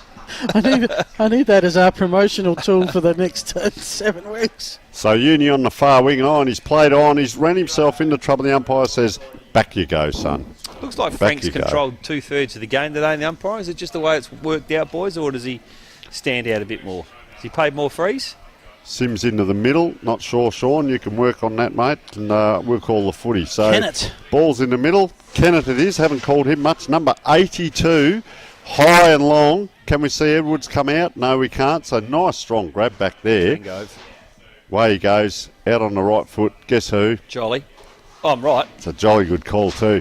And so what's he going to go? Right foot, left foot? It's like Greg Phillips when he first went to the AFL. We didn't know what foot he was. Does go right then. Yeah. Inboard. It's an half-back kick. 45 gone, and that means Ooh, it's that's me. high. And Woolya Bryce has got the ball. Transfers the play at the far side. Oh, in the he back. should get the free, surely. Play on, says the umpy. Beautiful kick from number 16. Strange it was indeed. And O'Donoghue clears the ball out to what is going the man on out his here? far side. You need to get to him pretty. It's a long walk from there to back up the stairs. He's going to get it back again here. He's got his name on that footy, I reckon. He's He'll be having over a on shot the for women's. goal for Uni. The siren will go. He'll be over on the women's ground getting the kick next. With all due respect, Trengove in the middle. They're just playing that possession game, aren't they? They're just having a practice run. Jolly's actually gone and ran into an Adelaide Uni guy, stood him, ran away from him. He could get it back here. There it is. He actually pushed that Adelaide Uni bloke away. Turns on the left. Out it goes.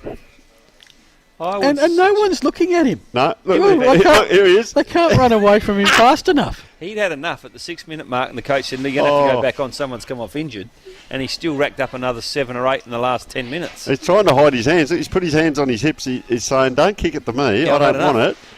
We've got leather Nice poisoning. there, Craig Pitt. Craig Pitt's going to not look inside, or is he? He's looked, but Jolly's got the hands on the hips and I don't kick think it to me. Princes have decided Adelaide Uni's not going to touch the ball for the rest of the match. Yep, they're playing keepy off.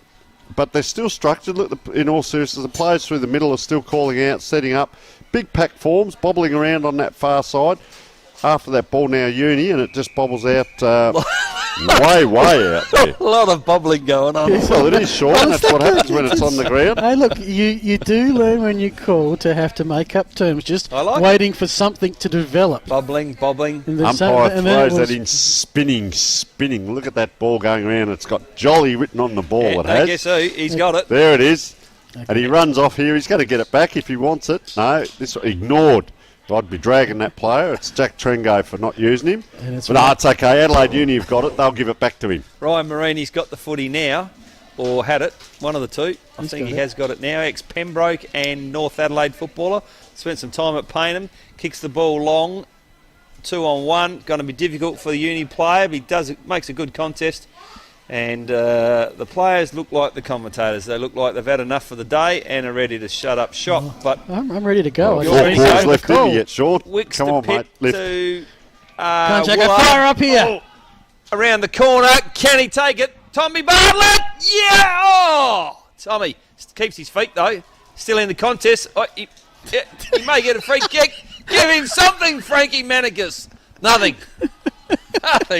Nothing going on. The ball bobbing. Phil, I'm confused. All right, so it's picked up by Noonan. Noonan's got a player out there. This is Ethan Moore. Ethan Moore's got a run. Here come Uni on the rebound. Lewis Parker spots up Langridge, who's been up and about for most of the day. Langridge, his kick, though, intercepted by Craig Pitt, who rides the bump, puts the hand pass in hope for brother Jake, who couldn't pick it. Picked up now by Charlie Langridge. They're out on the other side. Ollie can. He puts it towards the goal square. Offie is lurking, but it spills out of bounds. We hit 26 minutes. Uni will win the quarter. Princes will win the game. Tony. I'll tell you what, Langridge just picked himself off the ground. Didn't have cramp, but looked a bit tired. A little bit different this week. The fitness of the players has really stood out. They're still playing good football, still using the ball well by Prince Alfred, of course, and Uni are battling on, but there's a kick up the pit. That'll get you game next week. Maybe not now because it was spoilt, but good to see the players really push themselves through that final last couple of minutes of the quarter. So what are we, 52-90? So Uni have come back a little bit there. 48 points, 38 points. We talked that Adelaide Uni have got St. Peter's next week at St. Peter's. Princes are at home to Ross Trevor.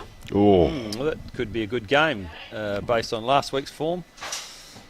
So Jolly's tried everything. There, he kicked the last ball out, tried to kick in, which is something the only thing he hadn't done all day. He's now ticked that off the list. Next week we're heading off to Goodwood.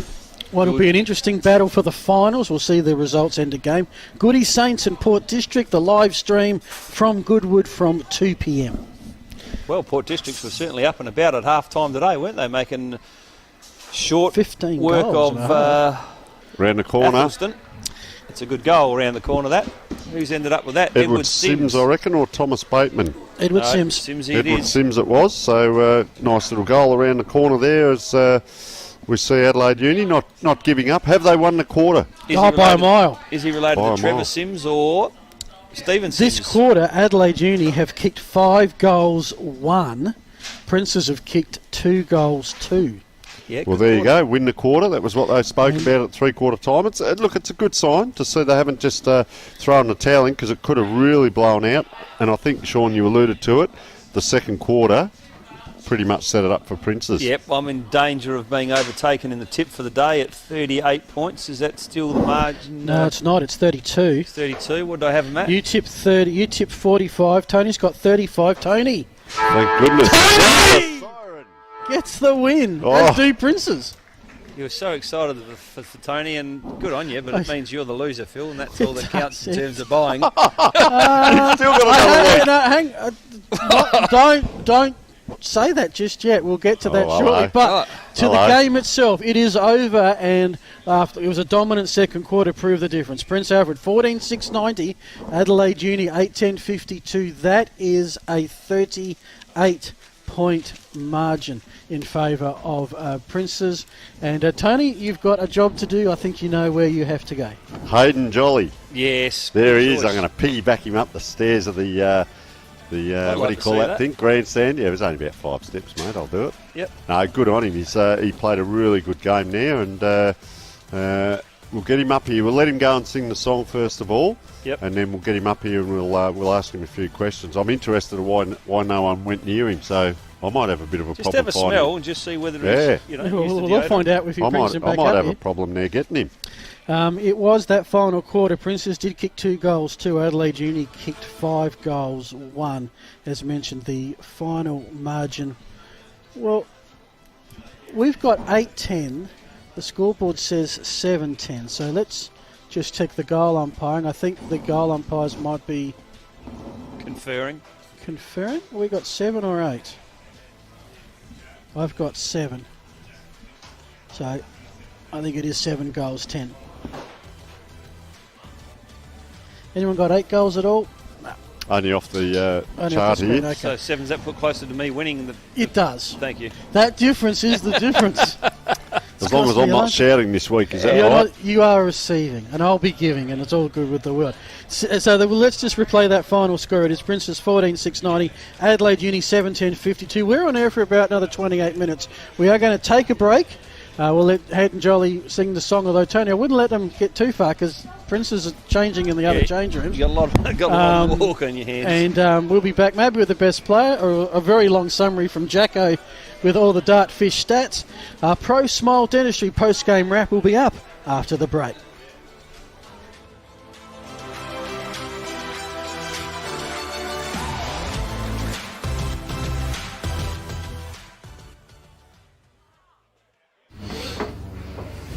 I'm here with Craig Pitt, the new coach of Prince Alfred.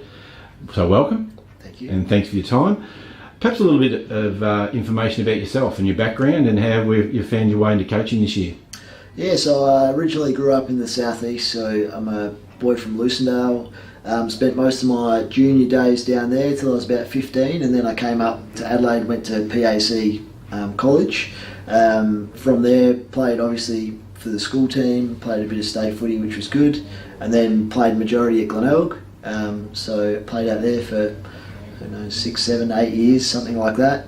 And then I gave that away a few years ago, just had a few too many injuries and work commitments got a bit too much for the training load. So then I did some stuff in the country with one of my good friends, Jack Kelly, who's now coaching the Woodville Reserves team. And then came on as an assistant at PAC last year with Brett coaching, and now found myself in the senior role, which is good. Being connected to a college and being only 28 yourself, have a lot of players come through that system? Have you got a lot of old boys playing? Yeah, definitely. Yeah, most. We don't just look to have players coming to our club that have been to school. Obviously, it's a big tie for us, and it's a big pool of people that do come through. But we have other players playing in our teams that didn't necessarily go to PAC, which is great. We welcome whoever would want to come and play. But yeah, it's definitely a big drawing aspect for someone like myself to go back and play for PAC, because obviously our experience at school was so fantastic, and playing with our mates at school, it's sort of like doing year 12 footy all over again now for us, because I've got 4 or 5 mates out there that I played with in year 12, or a year that they might have been a year younger or a year older. So it's always good to reconnect later on in life and play together again, obviously having that foundation of relationship. So that's sort of what drew me back, I guess, is that I had such a good time at the school and I had good mates playing at the old scholars team, and that's eventually drawn me back to the club.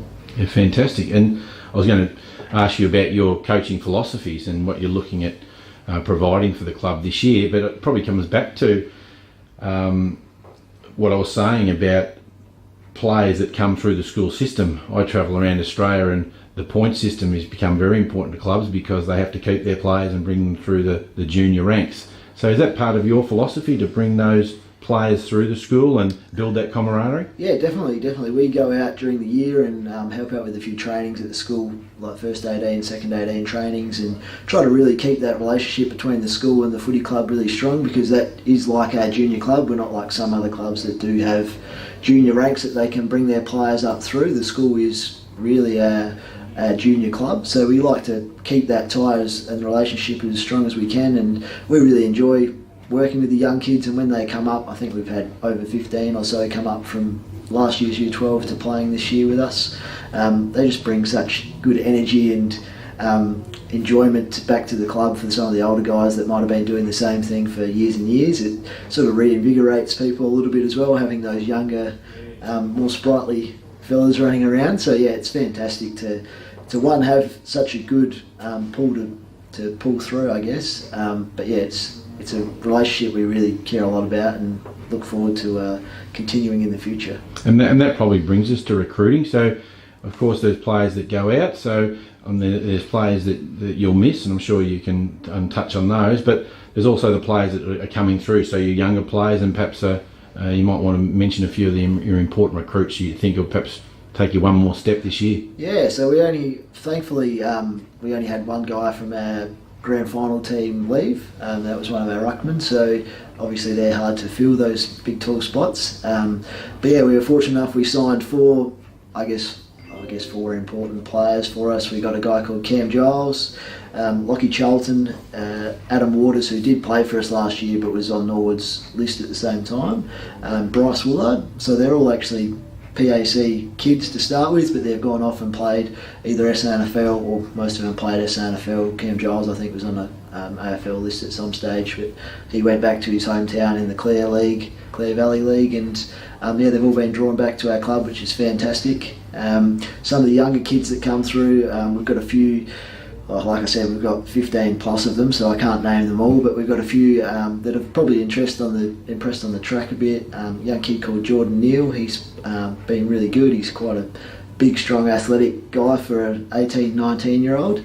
Young kid called Josh Perks, he's got some really good hands, and another guy, Ross Porter, who's another sort of taller. He played in the ruck in their first 18 team and has a real go. So we've got some good young kids coming through as well.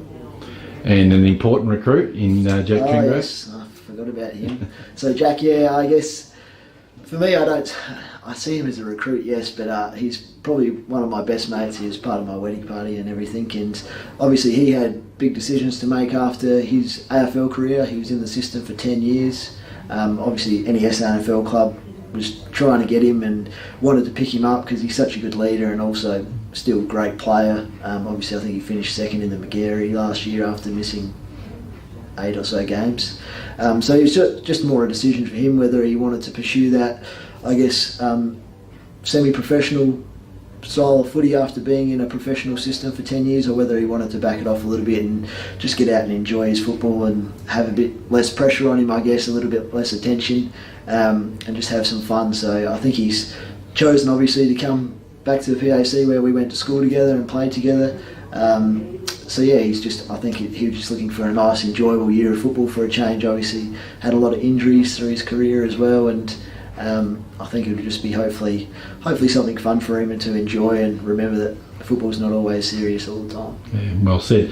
It's probably he might be about to play his best season of football. You see a lot of footballers as they get older, and you look, he put a full season together probably for the first time for a long time, and now he's fit, and you've got him next year, so he's going to be really helpful off the ground because of the way he presents himself, but he also going to be fantastic on the ground. So you would see both of you in the midfield, or do you think there's an opportunity in this sort of football where you could still isolate him up forward if need be, because he's pretty classy, isn't he? Yeah, he could. At this level he could probably play anywhere and do well. Even at the level above he could probably play anywhere and do well, but I think his real strength is in the midfield, so we don't want to take away from that. He's an elite runner obviously as well, so sitting down forward he'd probably get more bored than anything. He'd just want to run up the ground and get involved, so he'll probably predominantly play midfield. So at times we might both be in there together, at times we probably won't, so we'll just see how the balance of our team is on the day and what we require, and depending on injuries and stuff like that too, might chop and change things a little bit. But yeah, at times he'll probably go forward and be pretty dangerous down there. He might even play down back a little bit and provide some run from down back. So it's always good having players that are so versatile. Just makes it easy when you're coaching to know that you can put them anywhere and they're going to do well. Fantastic. Thanks for speaking to Adelaide Footy League TV, and we wish you all the best this year in your first year of coaching. But it sounds like you've got a pretty good team to work with, and all the best. Thank you.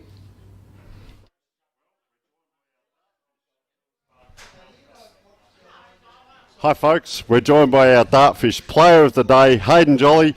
Well done today, Hayden. Fantastic game, mate. There were times when I reckon that ball didn't have Sharon. I reckon it had Hayden Jolly written on it.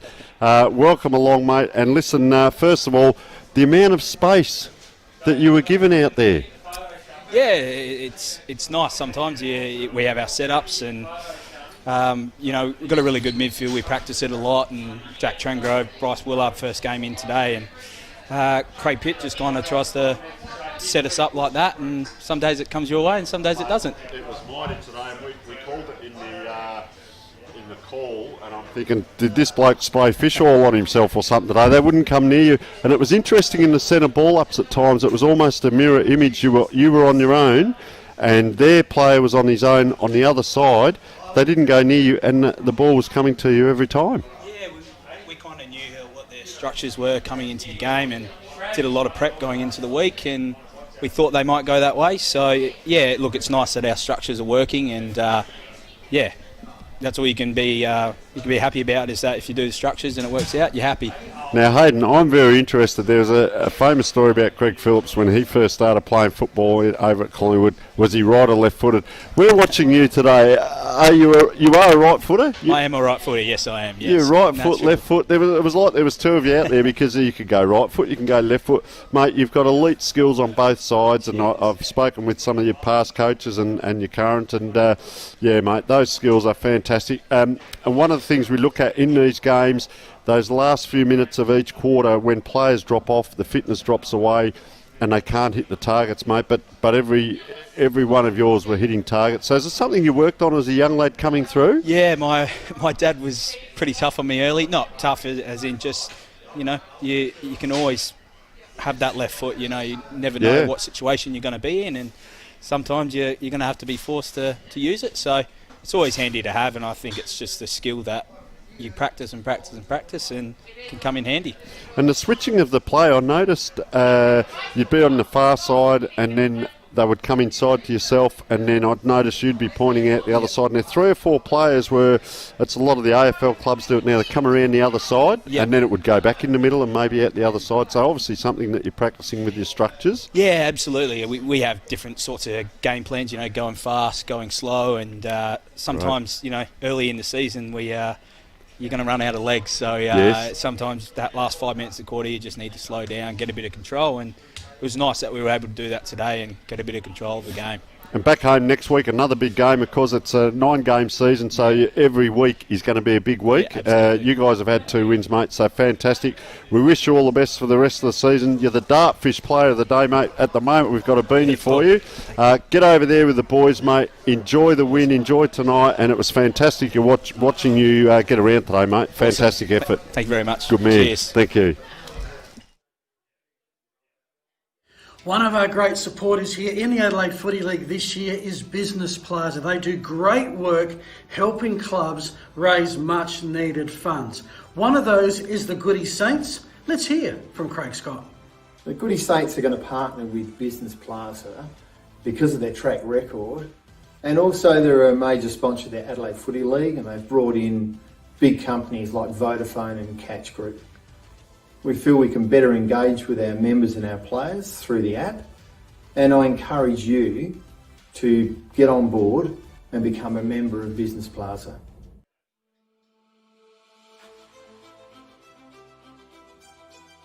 Hi guys, we're joined by Anthony Watkins from the Seabock Football Club, and I've shortened that a little bit because Christian Brothers College Old Collegians is a little bit of a mouthful. So welcome along, Anthony, and mate, how long have you been the captain of your club? Yeah, well, thanks for having me, firstly, Tony. So it'll be my 5th year this year. 5 years, Yeah. fantastic. So a fair bit of experience there. And Yeah. Your leadership group, do you have an expanded leadership group down there, or just captain, vice captain, deputy vice captain?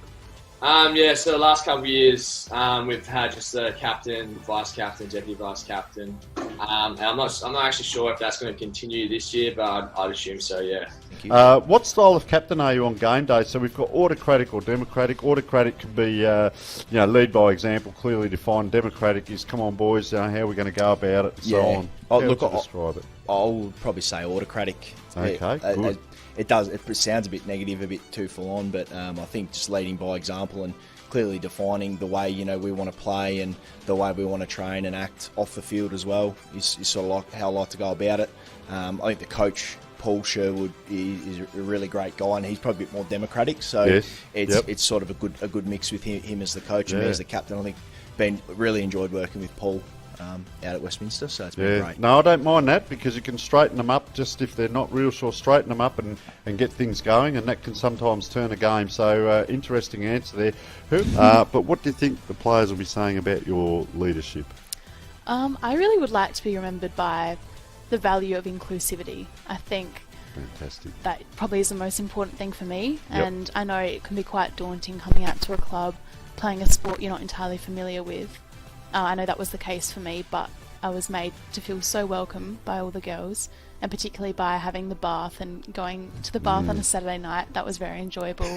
And I just, really enhanced the whole team spirit. So fantastic. I'd like to pass that on. Yep. And I think, that point about inclusivity is really important, because I know when we first started, a lot of girls came out and there was no pressure because we were all new.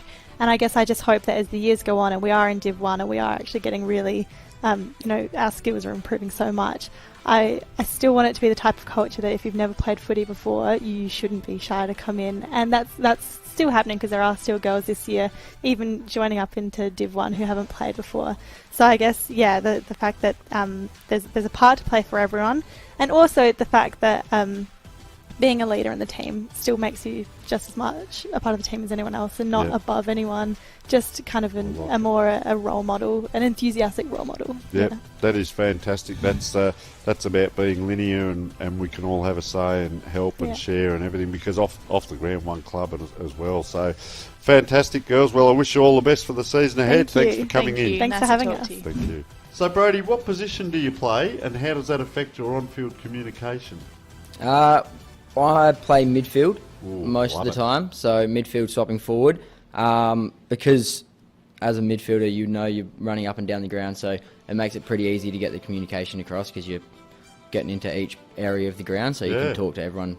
A bit like the everywhere man. It's pretty handy being in the midfield, and then as you said, you float up forward, and you can always yell out to the back line, they can hear you, but the forwards are right there. Clear out, give me my space, let me work the 50 boys. Maybe not me, I'm a bit too short for that. But. All right, this is an interesting one. Who would you like to room with on the footy trip, and why?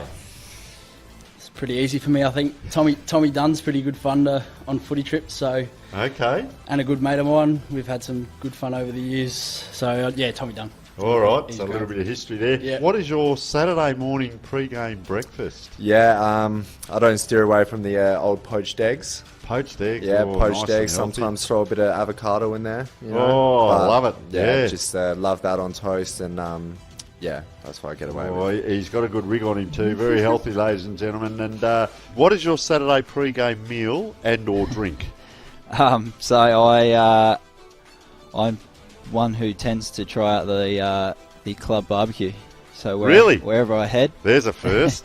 Not too fussed about meals coming back up or anything like that. I'm sort of pretty relaxed character. So pretty cool, mate. I like that. Yeah, whatever's going. There's a couple of good barbecues going around. Shout out to Hope Valley and Walkerville. Yeah, a couple of good ones back in the day. Well, I think we're actually going to do a segment on the meals at the clubs and get around. So I reckon Golden Grove might be one of the ones that we'll be getting to. That sounds fantastic. Now, a bit about your legacy. How would you like your leadership and your captaincy to be remembered by the players down the track? Just someone that tried to get around everyone, try to get the community as a whole and the club together. Like they talk about clubs win premierships, and that's the whole way through, sort of a thing. But you got to be able to work between the A's, the B's and the C's and the 18s and try to get everyone involved. We're all out there to have a bit of fun. Also someone that just loved the game and loved to get around everybody and played as hard as he could. Do you have an expanded leadership group? Yeah, we have about 6 people in the leadership group. A few Yep. deputies and Big Rig as captain and Yeah. a couple others to help make decisions. So you spread around the ground a fair bit on game day? Yeah, yep. Yep. All around the ground. What position do you play, Kari? Mostly in the back line, but swapping in the midfield a bit. Yeah, so it's important. Not a lot of the leadership guys have said that. They're in the midfield, they like to get up forward. We've got a guy here that likes to be down back, and you can lead from down the back. When you get into midfield, do you sneak up forward every now and then? Oh, try to. You want to always get a goal. I've seen you've got a beautiful leg on you, mate, and why not? If you get within 60 or 70, have a look at them, and you never know what could happen then. So, very good, mate.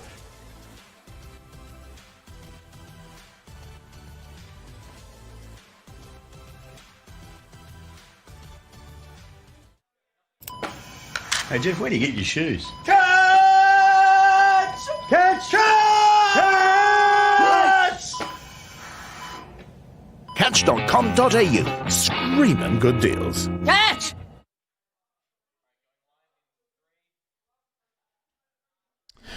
Welcome back, everyone. Here we are, University Oval, home of the greatest footy club in the world, but not today. Today it was the Princes reigning supreme. Prince Alfred Old Collegians 14-6-90, Adelaide Uni 7-10-52. Phil Hurden and Tony Neal. Sean Jackson's gone off to save the world, as he does, but he has left us some best players to talk about. Before we do that, maybe let's just have a look at some of the stats on this competition. You can see in the final quarter there that inside 50s, turnovers, tackles, many of those stats, Adelaide Uni finished strong, and that's a good sign for them going forward. They did well with 3 goals, of course, by the full forward up there as well. That was Ben Edwards. Finished off quite well, so yeah, you'd expect that their stats would be higher having that last quarter. They had turnovers 9 all in there. Interesting one that I like looking at. The hit outs, their ruckman was very good today. I thought he was winning the taps, but they couldn't capitalise then, so Prince Alfred were actually picking up on the taps. Tackles quite strong in that last quarter, 14-13, so they improved on their tackling. We see 9-7, 16 in the third quarter and 14 in the last quarter. Centre clearances 4-3, so not a lot there.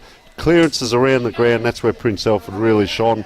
Although Adelaide 9-7 in that last quarter, so they just the Princes maybe take their foot off the accelerator a little bit. Adelaide Uni picked up a little bit, so pretty much the game was done, wasn't it? And when you look at that column, the quarter 2 is the one that really stands out. 12-5 inside Huge. 50s in particular, and Prince Alfred from 12 inside 50s kicked 8 straight goals. They really took the game by the bit and had it won pretty much at halftime. But Uni kept it respectable, and that gives them something going forward. We might just have a look at some of the... I'll give you the goal scorers whilst you just get your last thoughts about some best players. The goal scorers, Lockie Charlton, 3 led the way for the Redmen, followed by Mitch Wicks, Jake Pitt and Oliver Clark. Had 6 multiple goal scorers last week, 4 this week. The single goal scorers were Ben O'Donoghue, Tommy Bartlett, Jack Changove and Mitch Larson. For Adelaide Uni, 3 to Ben Edwards. They were all in the final quarter. Singles to Harry Wellington, Edward Sims, Aidan Offey and Nick Langridge, who kicked a goal in the first quarter, and then there was no Blacks goals for about a half of footy. Some of the key players, some of your better players, how'd you see it? So for Adelaide Uni, Connor Noonan played very well down back there, number 5. In and out at times because the ball was coming in so often, but very good with his decision making and quite strong and hard at the ball. Very well balanced as well. He's got one of those bodies that can keep his feet very well. Ben Adams as well down there was very good. Charlie Parsons, so he was the ruckman. He gave first use of the ball.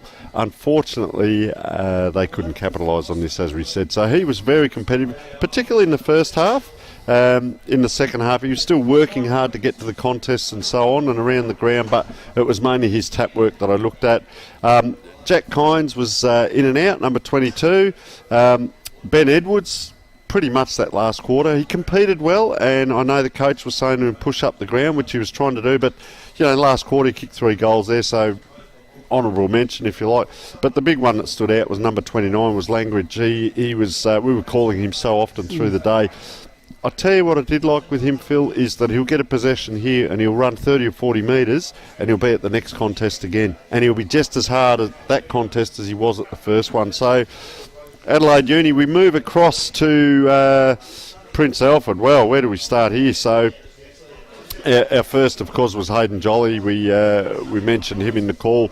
Leather poisoning, we call that. He had so many possessions and a lot of those free possessions as well. Great deliverer of the ball.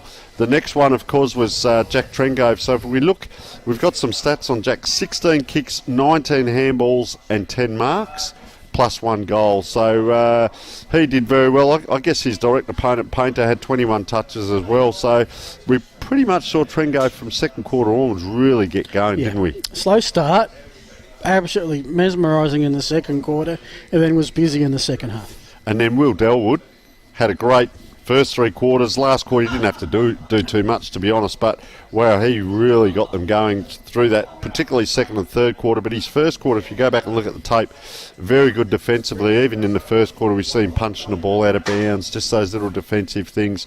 Mitch Larson, liked him, number 1. Nice penetrating left foot kick, fed the forwards well, and then at times we saw him so free in the forward line. He got in for 1 goal there. The other one, Oliver Clark. So we were a little bit of an excitement machine. I called it. He's probably full of fast twitch muscle fibres. Little light guy, came up with 3 goals. Number 21 he was. Plays on the wing. They told us that he can get up and take a good mark, and we saw that a couple of times today. So very good player there. And the other one was their best last week was Cameron Pritchard. So number 33, got a fair bit of the ball as well. Good users of the ball, Phil, around the ground. And the other one I didn't mind, I probably called him a fair bit, but realised he's taking the fullback kick-ins, but Adam Perryman, another left footer. So they were our better players on the day, but a good even spread. I think there was 8 goal kickers through Prince Alfred there. Wow. All right. Well, that's right. And they had it with 6 multiple ones. This time they had 8 individual ones. Did they put the cue in the rack early? I'm not totally sure, but, you know, if we came to the game today expecting a margin of about this size. We probably expected a wetter day, maybe a little bit more scrappy. It was more open flowing. Prince Alfred were able to get plenty of open space once they got their work rate up. And, you know, their prime... Look, Adelaide Uni showed in patches that, you know, they may occupy the lower half of the table, but if they can get a winning run together, they might just a challenge for maybe that 5th spot if they get lucky against some of the lesser ranked teams. And we called it during the call, probably 70% of today was what we call bruise-free football, wasn't it? Yep. Prince Alfred are so good at using the ball, and one of the things we spoke about last week with fatigue is you drop the ball 10 metres short of a player on a kick as you're getting tired towards the end of a quarter or a game. We didn't see a lot of that today. A lot of the, particularly from Prince Alfred, their kicking is precision, and they like to set up and come around one way, maybe back through the middle, out the other side. It's a bit hard to predict if you're an opposition team trying to, if you watch back on this tape, how they're going to use the ball, because they've got so many elite users of the ball out on the ground. They can pretty much go 2 or 3 options. All right. Post-game shows brought to you by Pro Smile Dentistry. That's our wrap of this game, but of course the Adelaide Footy League, a huge competition. Let's have a look at some of the other scores here. And Ross Trevor Old Collegians that travel to Park 9 next week to take on Prince Alfred. That is a 6-goal win against the Jets up at Campbelltown. A big game at Edwardstown Oval. Wow. Brighton by a goal. And the reigning premiers start zipping 2, and the Bombers are undefeated. That is a big win for Brighton. We sort of mentioned that last week when they had that win. Goody Saints. Now let me just do the quick maths here. Another close result. St. Peter's have got up by just 6 points. It was Goody Saints 11-13-79. St. Peter's would be 13-7-85. 80 lot. Yeah, so that's not bad. Port District and Athelston, well, that's a huge win. 22 goals, 12, 24 goals. That's, well, good signs for Port District. We do see Port District 1-1, Goody Saints zipping 2, but competitive next week. Goody Saints could be the 3rd best team in the league. They've lost to Prince Alfred, they've lost to St. Peter's. They'll look forward to being at home next week. And obviously I look forward to us being there. And then, of course, our game, you can see there, Prince Alfred by 7 goals. You want to just quickly talk through, we are up against the time, what's happened in Div 2 and 3 from the scores we've got. Div 2, we've got Tea Tree Gully. I thought I was looking at the final score there. 5 goals, 10. Broadview, 4 goals, 7, 31. So that's a 5-10-40 to 4-7-31. So a 9-point win there. Salisbury North, 7 goals, 3, 56. Foss Camden, big win. 10 goals, 17-9, 111. Henley, 60. We haven't got the goals and points, but we've got 60 versus Sacred Heart, 53. Scotch OC, very straight kicking, 13 goals, 4, so 17 shots to 19. Defeated Old Iggy's, 9 goals, 10. And Seaton Ramblers, is that correct? Seaton Ramblers, 175. Glenunga, 97, so 78-point winners. Raining goals at Webb Oval by the looks of it. And we just got the one score from Div 3, sorry. So Westminster 12-12-84 over Plimpton 7-9-51. So the Dragons on the board, and my beloved Bulldogs are yet to get a win. Div 4, Pembroke Old Scholars, they beat Kilburn by 14 points, and Pulteney are on the board with their first win. That was by 38 points over Woodville South. Div 5, just the one score come in so far. West Croydon go to 2-0. They're 18-8, 110. Smithfield 10-15, 75. That is a 35-point win. In Div 6, St Paul's. A couple of people thought that Houghton might get the job on St Paul's. No.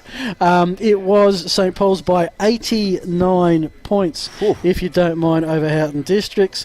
The match of the round for mine in Div 6 was Marion Elizabeth, who won their opener. It was Elizabeth who made the long trip down to Marion, winning there by 23 points, which leaves us with Div 7 in the men's, and it was the only score we've got in so far. Adelaide Lutheran by 72 points. That is over OSB Lonsdale, so Adelaide Lutheran recording their first win of the season. Now, don't forget, folks, midweek Between the Post will be out Wednesday night.